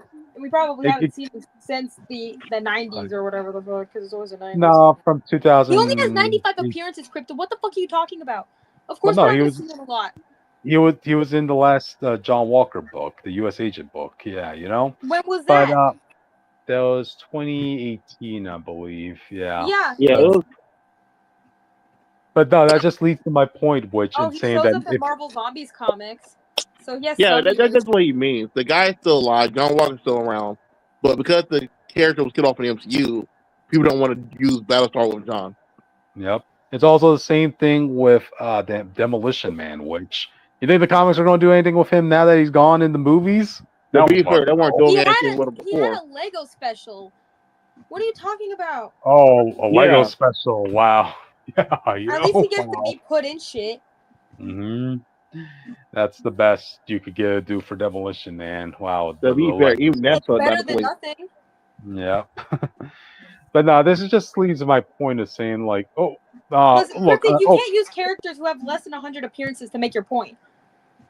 well, they've been around. They've been around in the comics for a long time now, for decades. Both D-Man and Battlestar have less than 100 appearances. And what are they doing now? I don't know. Maybe putting D-Man in the Pride books. Okay, They were shit. And guess what? I haven't seen freaking Battlestar in any of the other Marvel Voices stuff. Why would Battlestar be in the voices? Because he's black. He's a black man. Sorry. Oh, sorry. I thought you were talking about the Pride book. Pride. What the fuck? But no. Which that leads to my point in saying when a character dies in the MCU, yeah, but they put a whole bunch of freaking one-off characters all the time in the movies, and who gives a Are shit? they They dead? put Mr. Immortal in She-Hulk. We understand. The point he's saying is the writer for like you don't understand. The writer for comics actually said, now we mainly just write that hope the MCU pick up the story. So characters who are killed off or not being used are probably not going to be in the book. Exactly, you know. I wouldn't do that. I would put whoever fucking character I want. I don't give a fuck what the MCU thinks. That's why I'm concerned with Red Hulk's future, specifically Thunderbolt Ross's future going forward, where I think we might be seeing a sign off of him in general. But, I think he's a part of the Hulk family. He'll be fine. Yeah, but since they're not really fucking with Hulk regardless, I think he'll be fine. Yeah. Well, I mean, I doubt they're gonna be like, you can't use them. If that makes sense. Well, the other caveat to this is they probably will see someone like Maverick as the next go-to Red Hulk for a while, because like heck, the MCU has not debuted that guy, so that could probably be the. They can also bring back Rick Jones, even though I hate Rick Jones. They have brought him back, I believe. But no, I'm just saying, like, you know, as far as didn't Rick Jones exist in the MCU format? No. Mm-hmm. Was it Rick Jones to that guy in Incredible Hulk? He wasn't in it. His name popped up in one of the news articles in the opening credits of Incredible Hulk. That's as much as we see. Yeah, but that doesn't count if you don't actually fucking see him. Richard? Why is his name Richard? But no, that's just what I'm saying. Like, that's the most. Are you telling me that he has a new alias? Yeah, he's Sleeper. Yeah, we talked about it. He's Sleeper from the Venom book. Yep. How the fuck was I supposed to know? We talked about it. Did you? I remember Rick Jones having any sort of relevance, minus like A-Bomb, was when he was fucking around with Genisfeld at one time. Probably. We did the first 3 things of Venom, which he was in one of them, and then I think the last time we brought him up, to be fair. He was one of the I do miss A-Bomb, though. Yeah. A-Bomb was good for what it was, you know? But yeah, when I mentioned Maverick earlier, I think, look, I truly believe Maverick was supposed to have died in Avengers No Surrender audience. But for whatever reason, Marvel decided to, like, turn that around and say, no, we're keeping Maverick around in the comics to, you know, still be alive, not dead. Because, hey, that could be the MCU's gateway of bringing a young blood to be the next Red Hulk, you know? So while I don't think about that at that point. I ain't gonna lie. Yeah, I mean, Red Hulk just seems like a character that you will want to use later on down the line just for the visual aspect of him. You know? They disrespect Hulk. I don't see them respecting his cast, to be honest. Yeah. I still feel like there's like a lot of untapped potential with Red Hulk as a concept. As for Thaddeus Ross, again, I think they're going to look to pivot away from him, you know? You can't do him with Hulk. That took away a lot of the stuff for him. 90% of this man's career is chasing Hulk. That is true. Like, That is yo, true. they would have had to do Maverick if they wanted to do the new stuff that wouldn't piss people off. I guess comic readers off.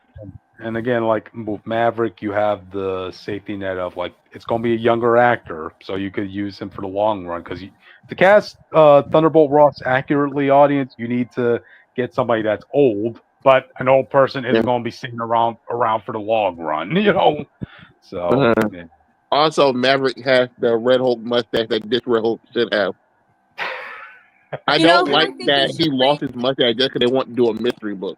You know who they should bring back in the next Hulk book or whatever they decide to do with Hulk? They should bring back Pantheon.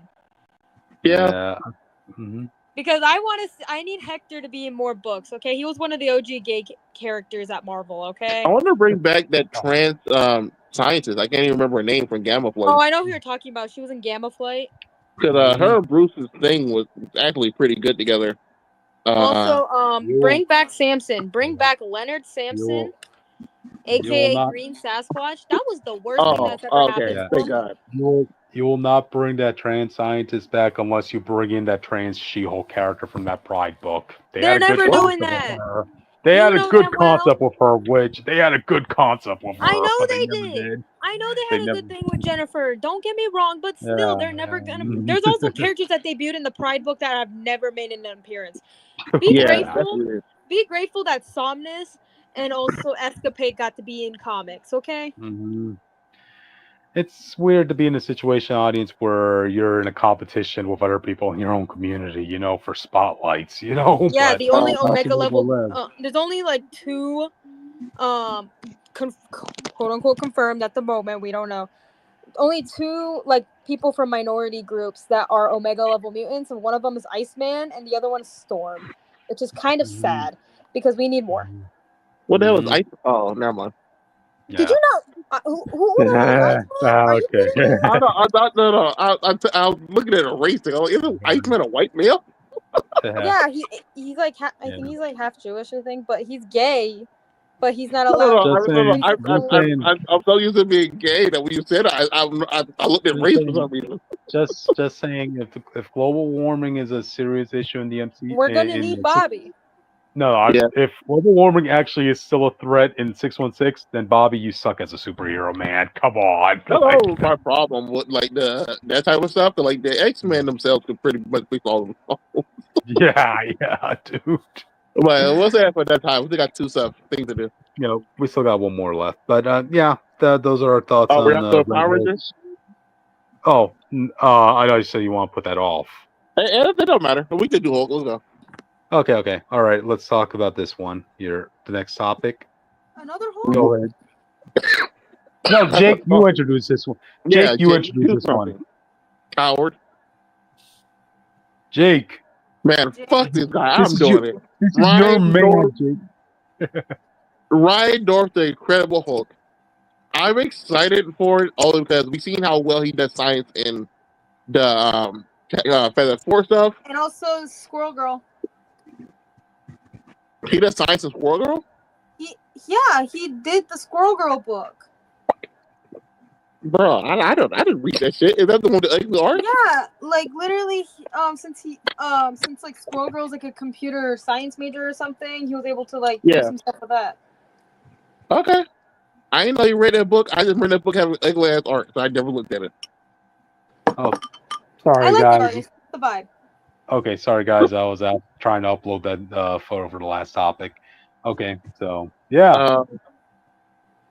I'm excited, man. I'm going to see how he handles Bruce and his science. Yeah. And how he handled compared to how he handled Reed and his science. That makes sense. Yeah, that's one thing I wanted. That's one thing I wanted to bring up. Yeah, we've seen him write the scientific aspect of Reed Richards so well, audience. You know, despite how people might feel about Reed Richards, Ryan North makes you believe this is the smartest person on Earth. You know, so yeah. He's actually not, but okay. Yes, he's the smartest man. Let me see some proof of the other person you're talking about. But as for one of them's a 13-year-old girl, leave her alone. No. We don't have a problem with that. We just need them to You do sound something like with it. Cryptid sounds like We he has need a problem with it. we Like, need I don't They think he proof. wants don't do like anything with her. little It just black feels girls to win. weird. Yeah. I don't think Cryptid We- wants black girls to win. No, which I need proof. That's my whole Proof? Where? argument. Go grab For the proof then. Shit. what? They gotta No, do the proof. They don't do it. yes. She never They have did thousands of times to anything. do anything with Moon Girl. They just choose not to. Blame Marvel's racist ass. Yeah. Of course I'm Mm-hmm. They gonna give her a blame title but Marvel. no feats. Mm-hmm. She's never done anything to prove that she's anything remotely close to Reed Richards, you know. So, but I'm really interested to see how Ryan North handles someone like Bruce Banner and his science, as I Austin want to see how stated. he handles their thought process. Because we see so Reed thing is like, oh yeah, I'm gonna pick like the most craziest shit of all time. Yeah. Oh, we have to do something. I'm gonna pick the craziest way to do it. Oh, So I do want man. Bruce's thing to be like, oh, so I have to do A to B. This is what, like I'm gonna pick like the most simple option. I want like his part to be like very low key in a sense, but just as smart in like those So if situations. you want to count They're CBR, scientific. if you want to count CBR, in 2022, Moon Girl was listed was in their top 15 smartest characters, top 10 female Marvel heroes that should come to the MCU. Not important, but then they also ranked Moon Girl #1 on top 10 smartest Marvel scientists and second on the top 10 smartest tech-powered heroes. And the 10th human that should join the Avengers list. I don't think a 13-year-old girl should be a part of the Avengers. We're not Also, saying she's not the declared that smartest. Moon Girl is the smartest person in the whole world. We're not saying she's not the smartest. We're saying Marvel does a poor job at showing how smart she is. Yeah, because they don't want to let happen, they don't do anything with her. They don't want black girls to win.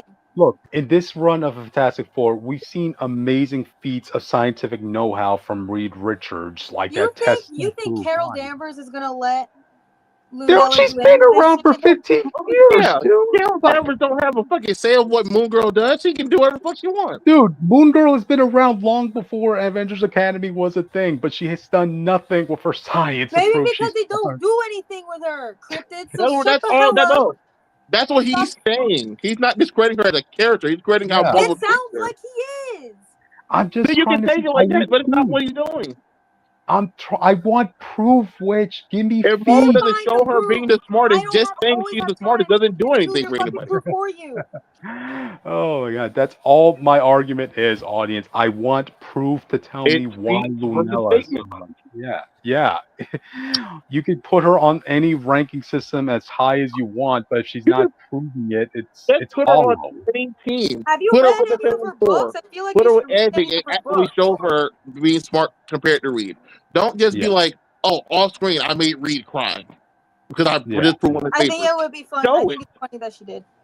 No, it's a funny gag, but if you need to show like her doing it, so maybe people go read her books. It doesn't seem like you're reading any of her books. We did. I read her books. That's all I know. Oh, there you go. Yeah. You don't talk about it. I even watched their TV show. Oh, okay. Talk about it. So Austin knows more about her books are coming out. The only book that she had come out was the book you were already reading. Book that's written by Ryan North. Great. It's not today. Today is not today. I hope this book is good. I want to see how, like I said, I want to see how he does that. I want to see how he takes and talks about current Gamma, because Immortal Hulk established that Gamma is like the below to the cosmic powers above. So he did the power cosmic and all that, the cosmic rays of the transport was the above, and now he's doing the below power. So I want to see how he makes Gamma different, how he handles that stuff. And since this isn't the main book, I do wonder if this is canon, because we know what the main book is. Oh yeah, since it's gonna be a one shot, like you have to find a reason why Marvel's like wanted to make another Hulk book at a time where they're already gonna be doing a new run of Hulk. So hopefully this will lead into something with that. Again, Ryan North has a voice for scientific characters. Heck, I wouldn't be surprised if one day we'll see an Iron Man run from Ryan North. I hope not. I hate Iron Man. No, but Ryan North will probably do good with him. Yeah. Jake we all know his feelings against Reed Richards, yet he likes the Fantastic Four book because of Ryan North. Yeah, that doesn't mean I'm gonna read the Tony Stark book because I just think he's kind of lame as a character. Okay, That's fine. Yeah. So. Bro, give me an Alpha Flight book and I'll talk about it every single goddamn page. Does Alpha Flight have like any smart people, like intelligence? Sasquatch. Well, I mean, he's not one of like the smartest people on Earth, is he? I honestly don't know because I don't like Sasquatch. No. There you go. Okay, he's not in the top 10. I can tell you that much. Yep. I don't like Sasquatch. Plus, he's like the scientist of the group or whatever. No, is Roger? No, he's just really good at making things, but he's dead, so it doesn't really matter anymore. Gotcha. But I would say Walter for right now, but I hate Walter, so I don't care. But we got a lot of doctors, though. We got a couple doctors. Gotcha. But anyway, so all right. Like, any final thoughts on this? I wish I could hear Jake's thoughts on this. Write a team book between Moon Girl and Valeria, because as Valeria came back, they fully established the idea. We don't know. Valeria was the first person confirmed to be smarter than Reed Richards. Mm-hmm. And she did not take that test. Her and Doom did not take that test that Moon Girl took, that they used to say that she was the smartest. And Valeria brought this up when they met. So so if they want to like give Moon Girl feats and do stuff with like the younger cast of heroes and stuff, I think a tag book between them two going back and forth in their smarts as the two people fit to be smarter than Valeria could be very fun. Than Lunella, I will give her that, but I do not believe that she wouldn't be smarter than Reed. I'll say this about we're not saying not. I just need to do a better job showing. They're very bad at showing it. I'll say this about Valeria in the Fantastic Four run. She her science project literally almost caused the destruction of Earth, audience. So if that's not a feat of scientific ingenuity, before time runs out, never forget that. The reason people are alive and Doom was able to succeed and save everyone, leading the Secret Wars, was because Valeria figured it out. There you go. Reed could not figure out the light bolt. Black Panther did. Valeria figured out how to get this god power to save the universe. So give them a team book. We trust. Fuck you, Reed. Yeah. So give them a team book. Valeria could have cured Marvel without having to go talk to the crew. She probably could. That's not a joke. Valeria's problem isn't that she's smart. It's that just like Moon Girl, she's kind of immature because she's a child. Yeah. So they'll get an idea or stick to an idea, and they just be it. If that makes sense. Yep. So I think Ryan North can get them both the feats.